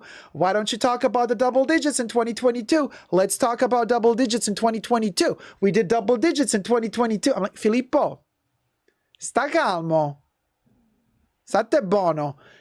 Tell us about 2023, Filippo. That's what we want to know. Come on, girl. Come on. You can do it. Come on. And Filippo is like, yeah, okay, we did single digits, but we did double digits. Yes, I know. You did double digits last year. This year, you're doing single digits. How would it go? Will go, Filippo? And Filippo is like, yeah, I don't know. And then he's the increase of sales with Chinese shoppers in mainland China, and as they resume traveling, is more than enough to compensate the temporary softness in the U.S., said Filippo. Listen, y'all, this is the classic example. Remember, we were talking about this. This is a learning experience. This is why I tell you guys, keep coming to the videos, because with every episode we do, with every new video we film, we add another little block on this ginormous Lego castle of charades that we're building here, exposing this whole world. Everything I say in this video is for entertainment purposes only, not rooted in any truths or facts. Everything's just alleged in my opinion. But think of it this way. We add a little building block every video we do, and we dive deeper and deeper and deeper into discovering what is going on with the luxury world, with the fashion industry, with all of these corporations, and how sneaky and sketchy they are and how scammy they can be. And remember, we were talking about this several videos ago when we were saying how brand marketing uses specific keywords to denominate certain bad things that they do, but make it sound nice. For example, when Chanel had their first major ginormous price increase in 2015, which was 15 to 20%. That was like the craziest price increase. Now we're kind of used to their 15% price increases. What did they call it back in 2015? That ridiculous price increase. They called it price harmonization. Interesting how they use those adjectives that are so positive, adjectives that are imbued with a symbology of positivity, harmony. So you, as a consumer, you hear, oh, Chanel is harmonizing their prices. They're just brainwashing you to think that it's okay what they're doing, when in reality, they're just up and they're skyrocketing their prices. Basically is what they're doing to burn your wallet. So the better adjective would be burning price increase, skyrocketing price increase, unfair price increase. But instead, no, they went for harmonization. So there's that. Then what other terms do they love to use, all of these luxury brands, to define poverty, the poor working class, that they need? They need the money of the poor working class and then some. But of course, it's a luxury brand. Only wealthy people can buy. So how do we call the people who have less money? Aspirational clients. Oh my God. It's so cringe. Like all my hairs just like stand up on my back when I say that word, because you know, this is literally their terminology for poverty. Poverty. Literally poverty. And they're saying, oh yeah, for all our aspirational clients who aspire to this lifestyle, we have these products, entry-level products. So condescending. And now Mr. Filippo adds another adjective. Listen, because we just said they're doing single digits in 6 months. They're not doing double digits. And when he's asked about it, he's like, yeah, but last year we did do 2 double digits. But when he talks about the single digits and their slowing down of sales, what does he say? More than enough. So he says, you know, we're hoping that Chinese customers are going to start traveling worldwide and shopping again. And then he says, this is more than enough to compensate the temporary softness in the US. These sneaky snakes, how they formulate these words. Yeah, he used the term softness to make it sound like it's not a big deal. Softness to describe that they have plummeted down from double digits to single digits earning. So to say that they've lost so much money potentially that it is imperative for them to do something, shake it up and earn more money, instead of saying like, okay, this is dire, the situation is bad. No, he says temporary softness. So first of all, temporary, meaning he's already telling you it's all going to be okay. This is just a phase. So don't you worry. I got this. Okay. I got you. I got the brand. We go. Okay. This is just temporary. Softness. You're calling losing millions of dollars potentially softness? And you're calling us aspirational clients? I see. And you're calling it price harmonization? You see what I mean? There's a pattern forming here, you guys. There's a pattern forming here. Pao says, I aspire to harmonize my wallet with not paying them anything at this point, says Pao. You best believe. And let me tell you one more thing. They are sneaky. They're playing these games like they own the rules of these games. They know what they're doing. They know what they're doing. And instead of some of y'all's coming for me and throwing shade at me for raising awareness about this, instead of that, wake up, people. Wake up and unite and realize what is really going on here. We do have the power as people. This is our money. We decide how to spend it. Don't let any brand bully you into thinking that you owe them anything. You don't owe them nothing. absolutely nothing. And if you want to buy something from them, great. It can be a beautiful experience. It can be a beautiful thing. They also make some beautiful objects. But always be sure, guys, to buy that stuff because you want to buy it, because it makes you happy in some way, shape, or form. Don't buy these things because some sales associate, guided by the guidelines of their brand marketing, brainwashes you into, or bullies you psychologically into thinking like you have to buy something. Like you have to purchase this in order to be a part of that elite group. You have to spend this amount of money to be classified in a higher tier of customer so that you get invited to that special event. Another video I just made was Chanel just, opening up their VVIP boutiques that you are allowed access to only upon invitation. Now they're like splitting up the tiers of boutiques. Now apparently Chanel has second-class boutiques. Second-class boutiques where you're still selling me a bag for $10,000+? How is that a second-class boutique? I have leaked images of the photos of the VVIP Chanel boutique. Made a whole video about it. Go check out that video as well. Another piece of the puzzle. Another piece of the puzzle. How brands are working towards, desperately at this point, it appears to me, desperately working towards trying to find ways to make us consumers feel obliged to spend money with them. You haven't spent enough this year, Mr. Jacob, so we cannot invite you to the VVIP boutique yet. You have to unlock that tier first.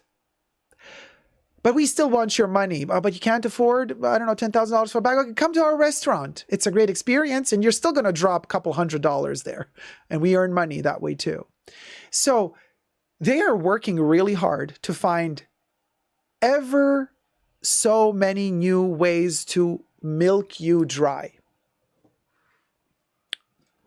And they're succeeding for the most part, unless we don't talk about it and say, okay, yeah, we want this to be transparent. We want to know what's going on, and then we can still decide if we want to do it or not. I'm not saying don't do it. Go eat at their restaurant, buy their bags, buy their haute couture.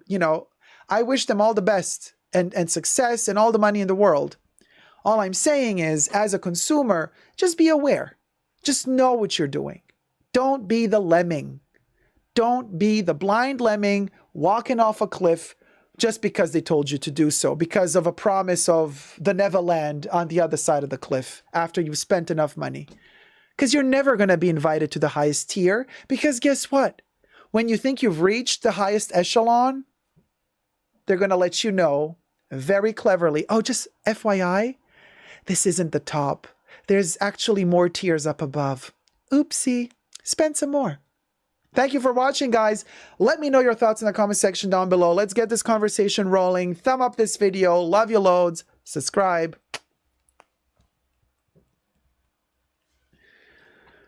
And let them live in their ivory tower. It's going to be the beginning of the end, says Kev. Right? We'll go. Anyway, I hope you've...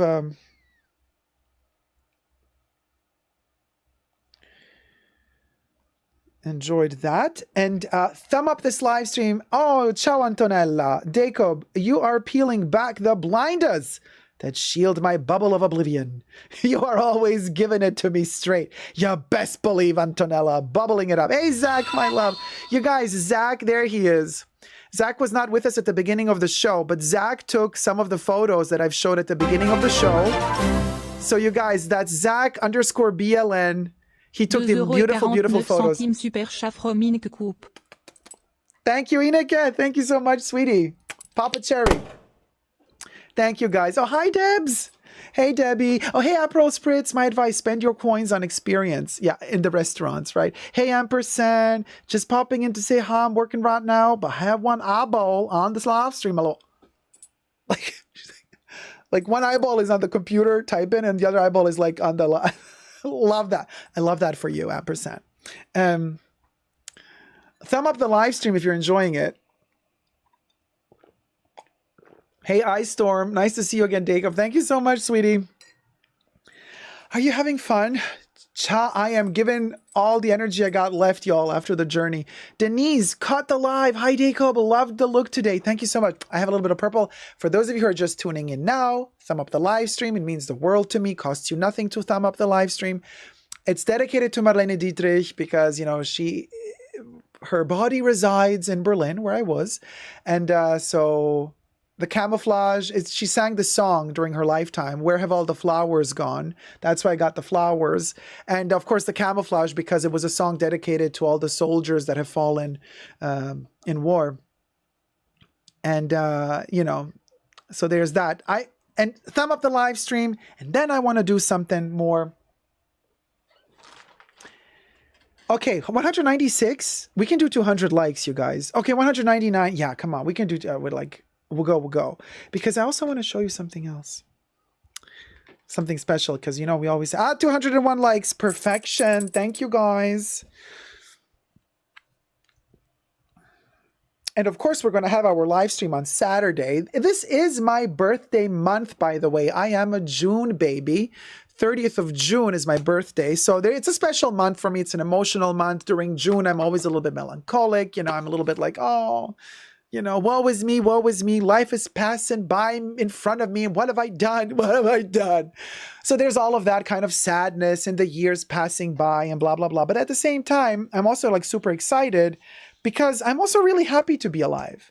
Like, I'm also really happy to have a really healthy, beautiful community that I can talk to about all these things, these crazy stuff that I love to talk to, because like you guys actually want to listen. So that's amazing. But also I feel like super happy because I don't know, like the older I get, I'm trying to also see like, okay, what have I actually accomplished? Like, not just seeing the stuff that I'm missing, but trying to learn to see the stuff that I've actually accomplished, the good stuff that I leave behind, you know? And being productive and creative also on YouTube really makes me feel good, because I look at my catalog of videos. There's a lot of information there, years and years and years of sharing knowledge and information with you guys. I mean, you know, when people comment on my older videos, oh, Brenda, thank you so much. Brenda donated $10. Thank you for the great vibes and love energy. I hope you are not too good. Oh, no, I'm okay. I mean, my one eyeball is sleeping, the other one is awake. Papa Cherry for Brenda. Thank you so much, sweetie. Now I'm used to traveling by now. I mean, it's a mess, but... oh, love you too, HA. Love you too. Hey, T-Pal, you should write a book, Jacob. And I'm telling you, y'all, this is about sharing the knowledge. And I'm telling you... oh, yes, I'm a June baby. Deeply Airing. Thank you so much, sweetie. Thank you. Deeply Airing donated $20. Always love the topic and discussion here. Sum up the live stream bunker peep. Thank you so much, my love. Papa Cherry. You know, it's so interesting when people comment under my videos and they say, on like videos that are like 5 years old or 6 years old or 2 years old, they say, oh, yeah, sorry that I'm like commenting so late. I know this video is like not actual anymore. And I always think to myself, no, it is. None of my I don't see my videos as not relevant anymore today, because they all have information that is really interesting. I sometimes have to go back into my video archives just to like see, okay, I said that in that context, how this is interesting. So then I can, if I forgot something, then I learn it again. It's like a wonderful way of archiving information. So there is no such thing, in my humble opinion, as, okay, the video is 2 years old, hence it's not relevant anymore. And I'm so happy when I see people commenting on the videos that have been posted longer than a week ago, you know, 2 years ago, 3, 4, 5, 6, 7, 8, 9 years ago. When people comment on my videos that are like 9 years old, it just warms my heart, because I'm glad that these videos are still, after so many years, offering people information that they find interesting. Bottom line. So I do feel, as my birthday is approaching, that I am leaving these like Hansel and Gretel, you know what I mean? Except I'm not the witch in the cookie house, but I'm leaving these little crumbs, like breadcrumbs, behind me, and I leave them behind. And these are breadcrumbs that are edible. You know what I mean? They're like, for the mind, edible, not physically edible. But I like to think of my videos as breadcrumbs that I leave behind, and these are like traces towards. They're like a path towards fashion enlightenment. You know what I mean? We'll go. Anyway, I'm being pathetic, emotional. It's my birthday, yada, yada. But anyway, I'm a June baby, just like Grimace at McDonald's, hashtag not sponsored. But Grimace is celebrating his birthday. McDonald's brought back Grimace. Maybe that's why I also subconsciously have purple flowers today, because in honor of Grimace. He has always been my favorite character from McDonald's. Actually, in the other room, I have a little toy of Grimace in a Chanel bag. Oh, I should have taken that out to show you. But maybe I'll remember for next time. And MMM says, don't forget us when you get bigger than you already are. Oh, MMM, never forget. Baby Yoda, hey, Baby Yoda. Does Chanel make a standard men's wallet? Not unisex. Some of their wallets are very unisex, but they don't do a standard men's wallet, just a foldable wallet without any zipper or clip. I haven't seen those in many years. They used to make them back in the 80s and 90s, but I haven't seen them in many years since. I'm not so sure they still do the billfold wallet. I haven't seen those at Chanel in a long time. And my birthday's tomorrow. Oh, your birthday's tomorrow? Well then, happy almost birthday, sweetie. My birthday's on the 30th of June, and yours is tomorrow. Yeah, there's a lot of June babies in the house. We love you, Jacob, says HA. Love you too, sweetie. Brody says, if I'm researching something, I like to search for videos you might have done for your opinions. Always honest. Thank you so much, Brody. We always keep it honest here. That's the bottom line. We keep it real. We keep it honest. Sometimes it's a bit theatrical.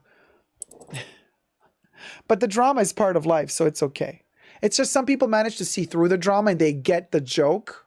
And the people who don't manage to see it, it's like IYKYK, honey. IYKYK. Krabby says, oh, I'm less than 24 hours away from my birthday. Yes, sweetie. June, baby. Oh, hey, Ollie. Oh, you love Grimace? I love Grimace too. Hey, DMSA. I enjoy watching your older videos. I learned so much from them. Oh, thank you, guys. Thank you so much. Brenda says, I love the idea of fashion enlightenment, right? Brody says, if I'm research, I read that one already, sorry. Thank you, Jacob says, and thank you. Krabby Buzagi fashion. Oh, oops, I misunderstood Baby Yoda's question. Ignore my reply. Oh, okay. Yeah, Baby Yoda, you know. Kev says, oh, happy birthday, all June baby, says Pow. Kev, you can always get a Gucci leather billfold and switch out the logo for Chanel. Oh, and we, oop. iStorm says they should just take men, women off of labels. I wear men's cologne and cologne's just fine. I completely agree with you. Everything is unisex. And Vivian was one of the pioneers for unisex fashion. She started doing it already back in the 70s. Vivian Westwood. Oh, Brody, thank you. You wouldn't be you if you weren't extra. Thanks, Jacob says Krabby Bizagi. Are those flowers in your hair silk? These flowers, no, I don't think they're silk. I think they're as synthetic as it gets, dear. But they are beautiful. I love like lilac-y purple colors. And, you know, we're homaging Grimace as well as Marlene Dietrich. Could you believe only in the fashion bunker will you ever find in one conversation Marlene Dietrich and Grimace from McDonald's, both combined in one? Can we? We'll go. And Baby Yoda. No. Baby Yoda says, Jacob, I just got the Imagination cologne from Vuitton and I love it. Thoughts on Bleu de Chanel? I like Bleu de Chanel on certain people. It really can smell amazing. It's just not for me. On my skin, it doesn't work. Thanks, Kev. The camo moment is the Marlene Dietrich song, and I'm repeating myself, but Marlene Dietrich, where have all the flowers gone? All the guys that have fallen in war, and then the flowers. And because, you know, Marlene is buried in Berlin. So that's why. Has anyone tried the purple milkshake? I have not yet, but of course I've seen Trisha Paytas try it for me. And she ate the nuggets as she was sipping on that Grimace thing on her channel. Do you like any Inizio fragrances? I don't own any. Have I tried any though? Doesn't ring a bell. No, Krabby, they're not silk. April says, I remembered seeing in one of the early videos the official perfume counter setup. That was awesome. The Chanel number 5. Yeah, that one is still in the archives. Oh, you best believe. I got a lot of bottles on it. It's like so beautiful. It's like a little holy moment whenever I enter that particular room where that thing is in, and I look at it and it's just like standing there like a little holy moment. You know what I mean? Perfume holy moment. Oh, Inizio is the Instagram influencer brand. Jesus. Okay, now you told me about it. Hey, priestess. Hey, sweetie. Is it Oob? What do you mean oob? Deeply erring. What do you mean oob? I had the purple shake. It's just vanilla with food coloring. Oh, really, Britt? Because some people say it tastes like blueberries, and some people say it tastes like grapes. Trisha said it tastes like grapes with vanilla. And then some other influencers said it tastes like blueberries. I don't know. Purple yam says deeply erring. Oh, gotcha. That's what you were meaning. Lucky Dogging says, Jacob, I found your vids looking for someone who discussed Vivienne Westwood, and I've stuck around for brands I had no interest in, LOL. I like how you talk about things. Oh, thank you, Lucky Dog. Listen, of course, Vivienne Westwood is in my heart forever. And I will always keep raising awareness about her because she is just a miracle to humanity, honestly. But today, and let me film this.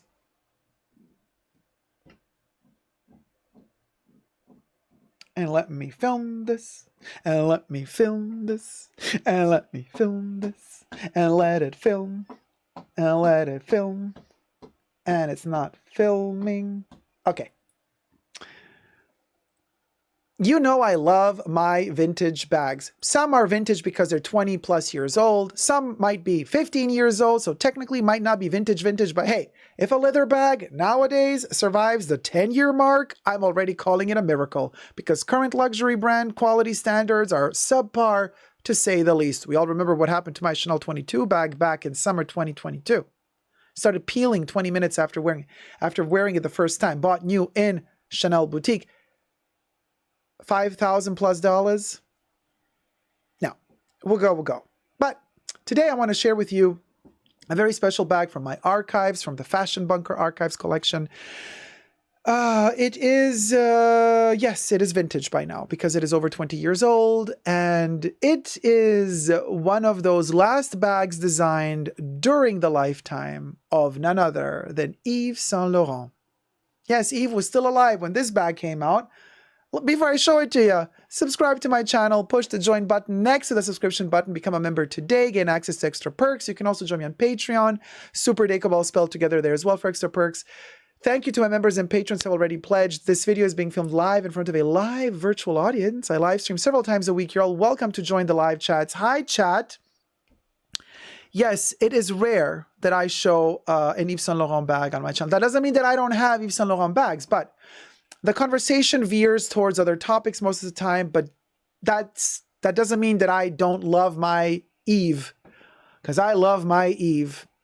Everything that came after Yves is a hit or miss, but you gotta love your Yves, whether it be the Opium perfume, one of the holy grails of my perfume collection, especially in the extrait concentration, whether it be some wonderful, chunky, heavy, Byzantine-looking costume jewelry, which I also adore and have in my collection from Yves Saint Laurent, and also whether it be clothes and bags. What I'm about to show you is pretty rare. I think only hardcore Fashion Bunker followers might know this bag because last time I've shown this bag on my channel or on my Instagram account. By the way, go follow me there. Super Deco Backup, all spelled together, was 10 years ago or so. Also, subscribe to my channel and thumb up this video if you're enjoying it. Let's get to the bag. This one is ginormous. I keep my stuff protected. If I don't use them for a longer time, I keep them all nicely, protected from dust. So we're going to open it up.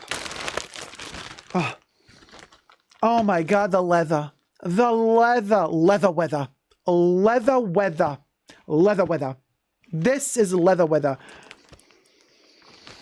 Oh my God, this bag. Okay, it's, of course, I bought this in the Yves Saint Laurent, well, yeah. Back then, it was still the Yves Saint Laurent boutique. They didn't change it yet to Saint Laurent. Yves Saint Laurent boutique. I got this bag from the boutique. It still has its original ginormous shopping bag that came with it. And it has its ginormous dust bag. Look at the YSL logo. You see the logo here? Look at the logo. This thing, first of all, yes, Quinn. Can we talk? So first of all, very Parisian. So this is one of the things when I was working a lot in France for Fashion Week. The really, really cool people, the people who are in the know in the fashion industry. Okay, I'm going to share a little secret with you guys. We, the people who actually work in the fashion industry, we don't show off the branded leather bags. We don't carry the double C timeless classic. That is kind of considered cringe in the fashion industry. If you're really an insider of the fashion industry, you actually just use the dust bags. The branded dust bags. That is like the epitome of cool. You just take the dust bag. This is a huge one. You don't take such a big one, obviously, but you take a smaller one, you know, a dust bag from a shoe, a dust bag from the bag, and you carry that because you don't care. It's just a little something, you know, just you throw your stuff, your makeup, your money in it, and that's how you go about Paris during Fashion Week. If you're really cool. Because only if you're really cool, you can get away with it. Otherwise, it's going to look ridiculous. Little pro tip for you. But let's get to this gorgeous bag. Yes, Kravi, the nonchalance of it all. I'm telling you. That's where, oh my God, this is like an unboxing all over again. And that's what you do. If you're really in the business, you just take a dust bag, girl. Of course, it's a branded dust bag because, you know, you don't care. Cecilia says, oh, come on, show us the bag.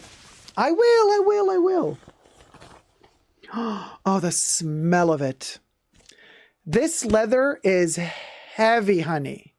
Thick. We are a size queen. This is thick and heavy.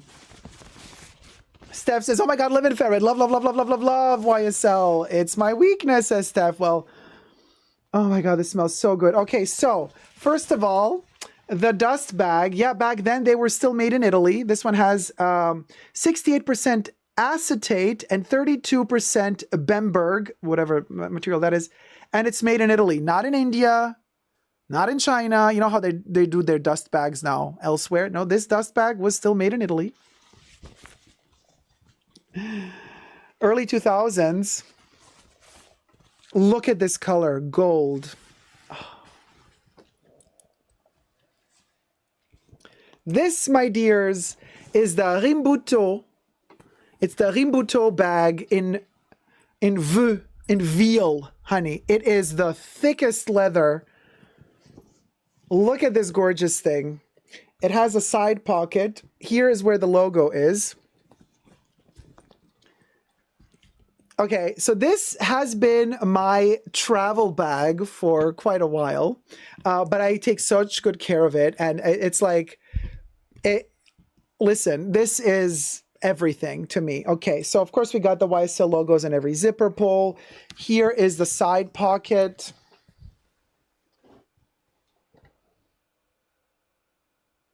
This is, you can see all the stitchings, the bottom. Look at this thing. Look at all the veining of this leather. This is how you also know this is real freaking leather. This is not bonded leather.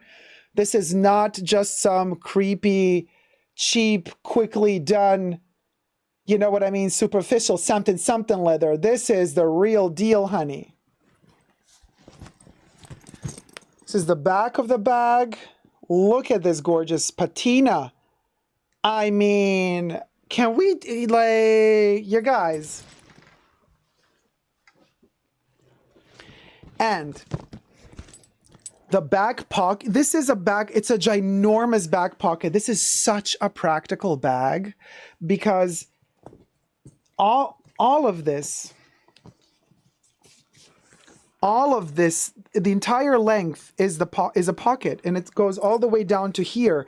So you can put newspapers in here, whatever quick access while you're on the go or while you're traveling. And I don't want to scratch the bag, so let me take the ring off because it's a platinum ring, and you got to be very careful with platinum. Platinum just bursts through everything.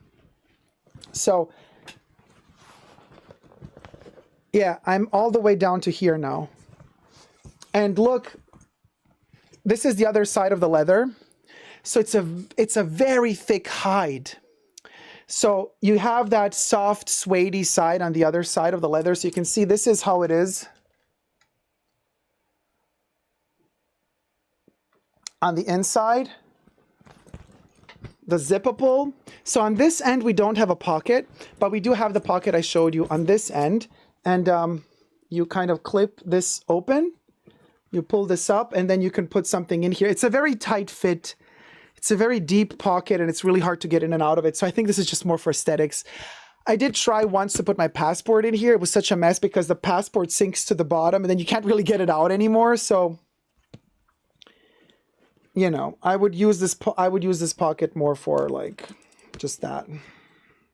Oh no, did I get a little pen mark here? Oh, I did travel with it. It has a little tiny pen moment here, a little Jacob pen moment.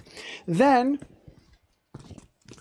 we have this very interesting way of dealing with the structure of the... So you have these 5 rivets holding the strap to the bag, and then it's also sewn at the bottom. So it has the sewn part and the rivets holding the strap together to the bag. Same on the side, on the other side.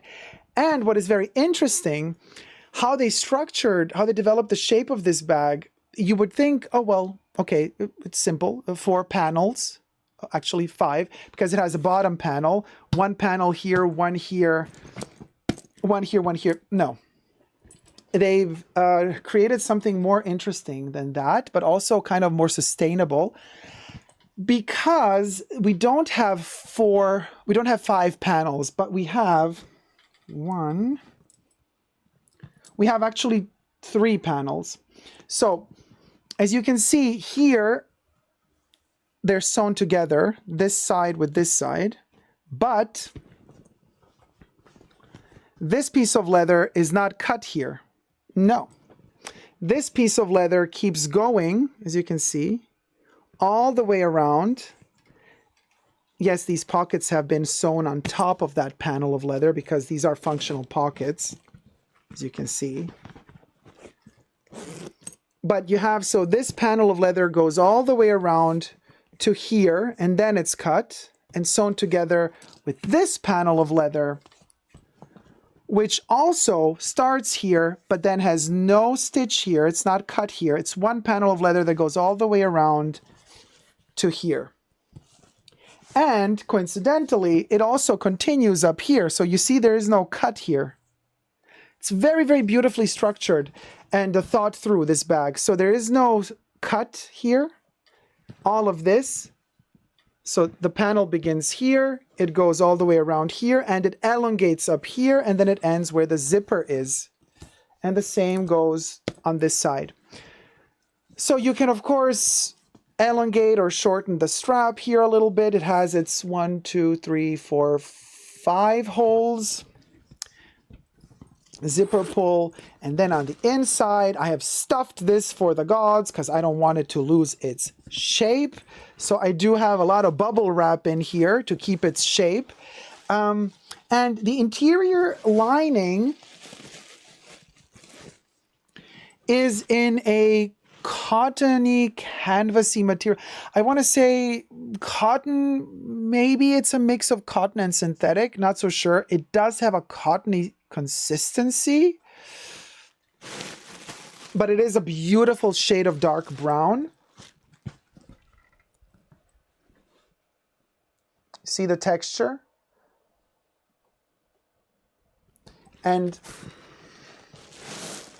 there's one pocket inside. There's only one pocket inside. Yeah. It's like a big hole, honey, except for one zipper pocket right here. And there you have also the YSL logo on leather right down there with the authenticity code. Or is it there somewhere else? No, the authenticity code is on a separate piece, I think. Or? No, it's right there. So when you flip it, underneath the leather tab is the authenticity stamp. And on top here it says Yves Saint Laurent, and then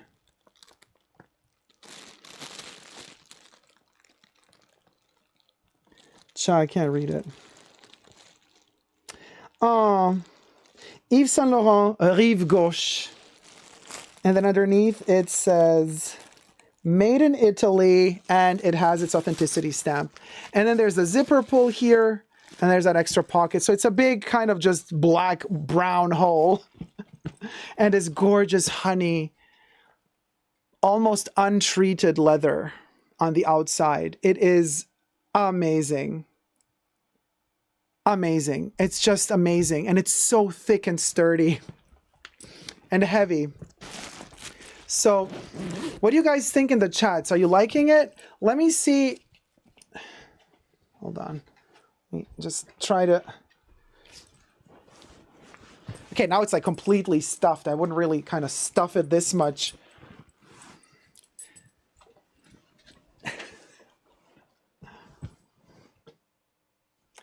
Screenshot, screenshot.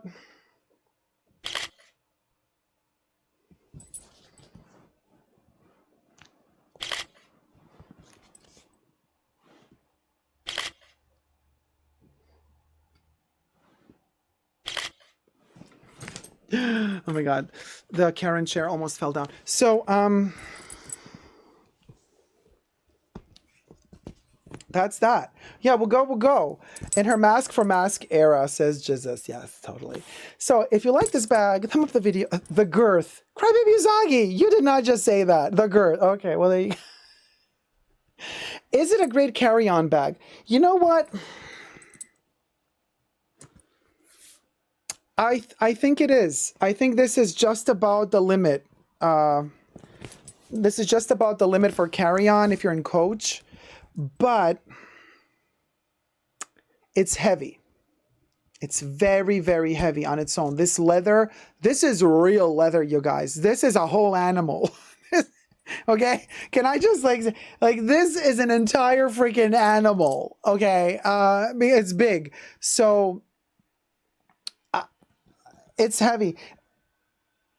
This is not scratched off. I've just, I could actually, you can just add a little bit of maybe I can just delicately add some moisturizer to the leather. But as you can see, the edges, teeny tiny little bumps, but nothing major. Really nothing major. The integrity of the surface of the leather has not been compromised at all. Not at all. And don't forget, it's like this thick, the leather. It's like insane. It's like insane. They don't do leather like this anymore. I'm like, how would you even get leather like this quality anymore nowadays? I don't know. So Nay says, people be cramming their bags in those overhead bins. I would hate to see her get crushed. Well, that's why you take this with you. I am that person. I also do it with my Louis Vuitton Keepall. I literally put it in its dust bag, and then I put the, when I put it with its dust bag, hold on, where is the, you close it in, and then everybody looks at you like you're a crazy person. I don't care. I protect my bag. I put it in its dust bag. Sometimes I can take this out if I want to, like that, tie it together, and then do a little ribbon, little bow. And then I put this thing in the upper head bin compartment. It's almost like a magic trick oh, damn it. Of course, now I got makeup on you. All right. So it's like a magic trick prop. It looks like Houdini's. You do this, you lift it, and the bag is gone. Could you imagine? But yeah, you just kind of put it like that into the upper head bin compartment bin. Or sometimes I would even add the plastic bag on top of it, because I am that person. I'm like, I don't care if you're looking at me like I'm crazy. I'm going to take my time. I'm going to protect my bag because you did not pay for it. I did. You know what I mean? So I have no shame. I don't care. I protect my bag. So thank you so much for watching. I hope you've enjoyed this video. Thumb it up if you've enjoyed it. Subscribe. Let me know your thoughts about the Rimboto Yves Saint Laurent bag from the early 2000s. If you have the same bag or a similar bag, let me know, because I'm also interested in other colorways, because I've only ever seen it in this color. Well, at the Rive Gauche Yves Saint Laurent boutique where I bought it, they only had this color, but I don't know. I think they also had other colorways. So maybe somebody managed to snatch up another color. Like I said, early 2000s. So this is over 20 years old now, this bag. Time flies. But I'm thinking a Bordeaux, burgundy, or a black, or even a navy color. Oh, But my favorite one is definitely this. I'm like so happy to have gotten the honey gold hue. Yeah.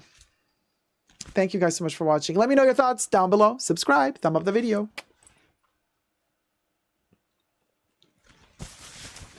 So yeah. Rim booty ho, says Jesus. Exactly. Oh, Lois, thank you so much. Loise Vafan Hussein donated de $20. I'm so happy that I finally tuned into a weekly live stream. Today's Thank you so topic much, sweetie. point. Papa Cherry for Lois.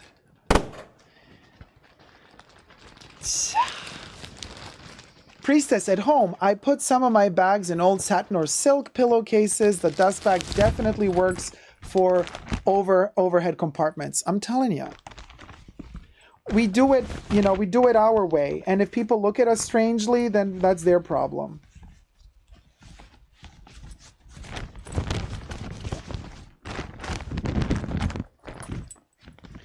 Hold on, let me just...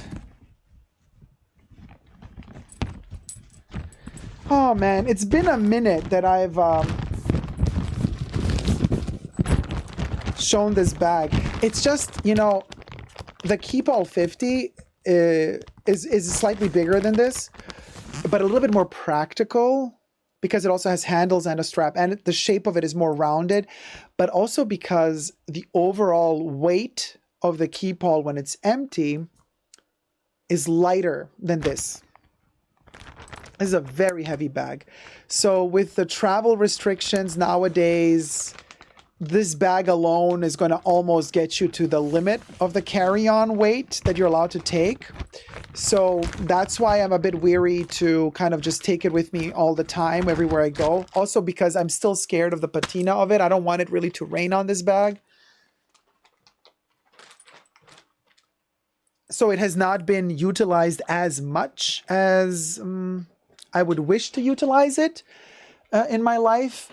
I think maybe if I were more into my gym phase still and like kind of my muscle-y phase and like working out 5 hours a day, then this bag would be more something for me to grab and carry on the town on a daily basis because it's heavy. It weighs you down.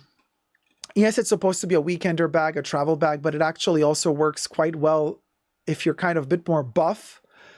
Like a bag on the town. You know what I mean? It literally can be that bag that you use as a dude on the town. But I'm not that dude. I would need to really be working out a ton to kind of sustain that weight. Because like I said, already empty, super heavy. Imagine then stuffing it with things. It just becomes super heavy. So yeah. Oh, deeply airing. For sure, really good for train travel, also really good for, you know, car travel, bus travel, but airplane a little bit tricky. Hey James, it's always a blessed day when I can tune into one of Jacob's live streams. Hey James Stansfield, how's it going, sweetie? Hey Velasquez. Debbie says any color would be lovely, right? Yeah, like a gym bag, but maybe it's a little bit too big to stuff into the gym, into the lockers at the gym. I mean, you would need to always find a bigger locker space, and then lockers can also get busted depending how safe your gym is. I love how lightweight all Speedies and Keepalls are. I grab them all the time. My Keepall 45 monogram Eclipse is the best gym bag. There you go. Perfect for stuffing body parts for a midnight blood snack. Yes, Kev, I would definitely say this is the bag. If you're the butcher and you know that's the bag, where you go, we'll go. I want to say thank you to the mods for helping us keep this live stream safe and dandy. Hit it, Bubbles. Thank you, mods. A special thanks to the mods in the fashion bunker. Thanks to Debbie, Jesus, Creation, Nicole, Kevs, and Gloria. Bubbles loves you. And then, as Baby Yoda would say, cha cha cha cha, hit it, cha cha cha cha. Ciao, ciao, ciao, ciao, ciao, ciao, ciao, ciao, ciao, ciao, ciao. Yeah, Baby Yoda. With that go, we'll go. We'll go. We'll go. We'll go. We'll go. We'll go. We'll go. Hit it. Would go, would go, would go, would go, would go. Would go, would go, would go, would go, would go. Would go, would go, would go, would go, would go, would go. Would go, would go, would go, would go, would go, would go, would go, would go. Also, Baby Yoda's birthday. We don't know yet when is Baby Yoda's birthday, but for those of you who don't know yet, my birthday is on the 30th of June, but Sailor Moon's birthday is also on the 30th of June. Yeah, you best believe Sailor Moon and Super D. Living Ferret, hit it. I'm living ferret, living ferret, living ferret, living ferret, living ferret, living ferret. And Baby Yoda, at a certain point, we're dying ferret. What's he gonna do? Dying ferret, dying ferret, dying ferret, dying ferret, dying ferret. Right? And did we get, how many likes did we get this week? Let me see. How many likes did we got? We'll go. And we are at, we don't know. 226, 227 likes. Let's get more likes than viewers. Thumb up the live stream before we end it here. We did not get to 300 likes. This has been a shorter live stream. I do have a ton of stuff to work though, to do still after the journey. But hey, in 2 days, we got another live stream coming and a pre-show. So may this be a reminder to you guys. If we unlock the 300 likes, we get an extra song Madame Ross sings for us. Today, we didn't reach the 300, so we don't unlock the next level of music. But if you are a tier 2 member or a tier 2 patron, you get access to even more time with me. Crazy times with Jacob, because on a Saturday before the main live stream, we do a pre-show live stream. We do a live stream just for tier 2 members and patrons. Once a month, we do it for tier 1 members and patrons as well. But all the other weeks, all the other Saturdays of the month is tier 2 members and patrons. And the first Saturday of the month is for tier 1 as well. But all the other Saturdays are tier 2. Exclusive members and patrons, and 2 to 3 hours long live streams. We do a lot of stuff there. So that's happening on Saturday before we begin the main show as well. So just letting you know about that. And thank you everybody so much for tuning in. Hey, Darla Villani, what a treat to pop in. Hi, Darla. Thank you everybody for your love. Hey, Chris Do. Oh, nice birthday twins with Sailor Moon. Right, Chris? It's amazing. I know. It's hey, thanks for all the... Is that Netherlands? Take care, everyone, says Jesus. Love you, Jacob. Love you too, T-Pal, Kravi, Polly, Brenda, Basic Bag Lady Norma, Ineke, Jesus, Debbie, Aisha, Audrey, T-Pal, Etsy, Priestess, everybody in the chats, Kev, Zach. See y'all on the weekend. And never forget to never give up on love. Thank you so much, sweetie darlings. We actually made it almost. No, we're still over 2 hours. We did like 2.5. I'm still trying to get our perfect time to 2 hours, but no, we are 2 hours and 28 minutes in. But we did 6 hours last time. We went overtime last time. So it's okay if we do, well, we're still overtime now too, but you know what I mean. Thank you guys so much. Antonella, Cecilia Brown, Paul, yes, Kate Moore, Crybaby Uzagi, Carrie Pau, James, Kev, Blah, Aisha Deb, Francesca Pagano, Dorcia S, Norma Trinidad. Love you loads. Until next time, never forget to never give up on love. Bye.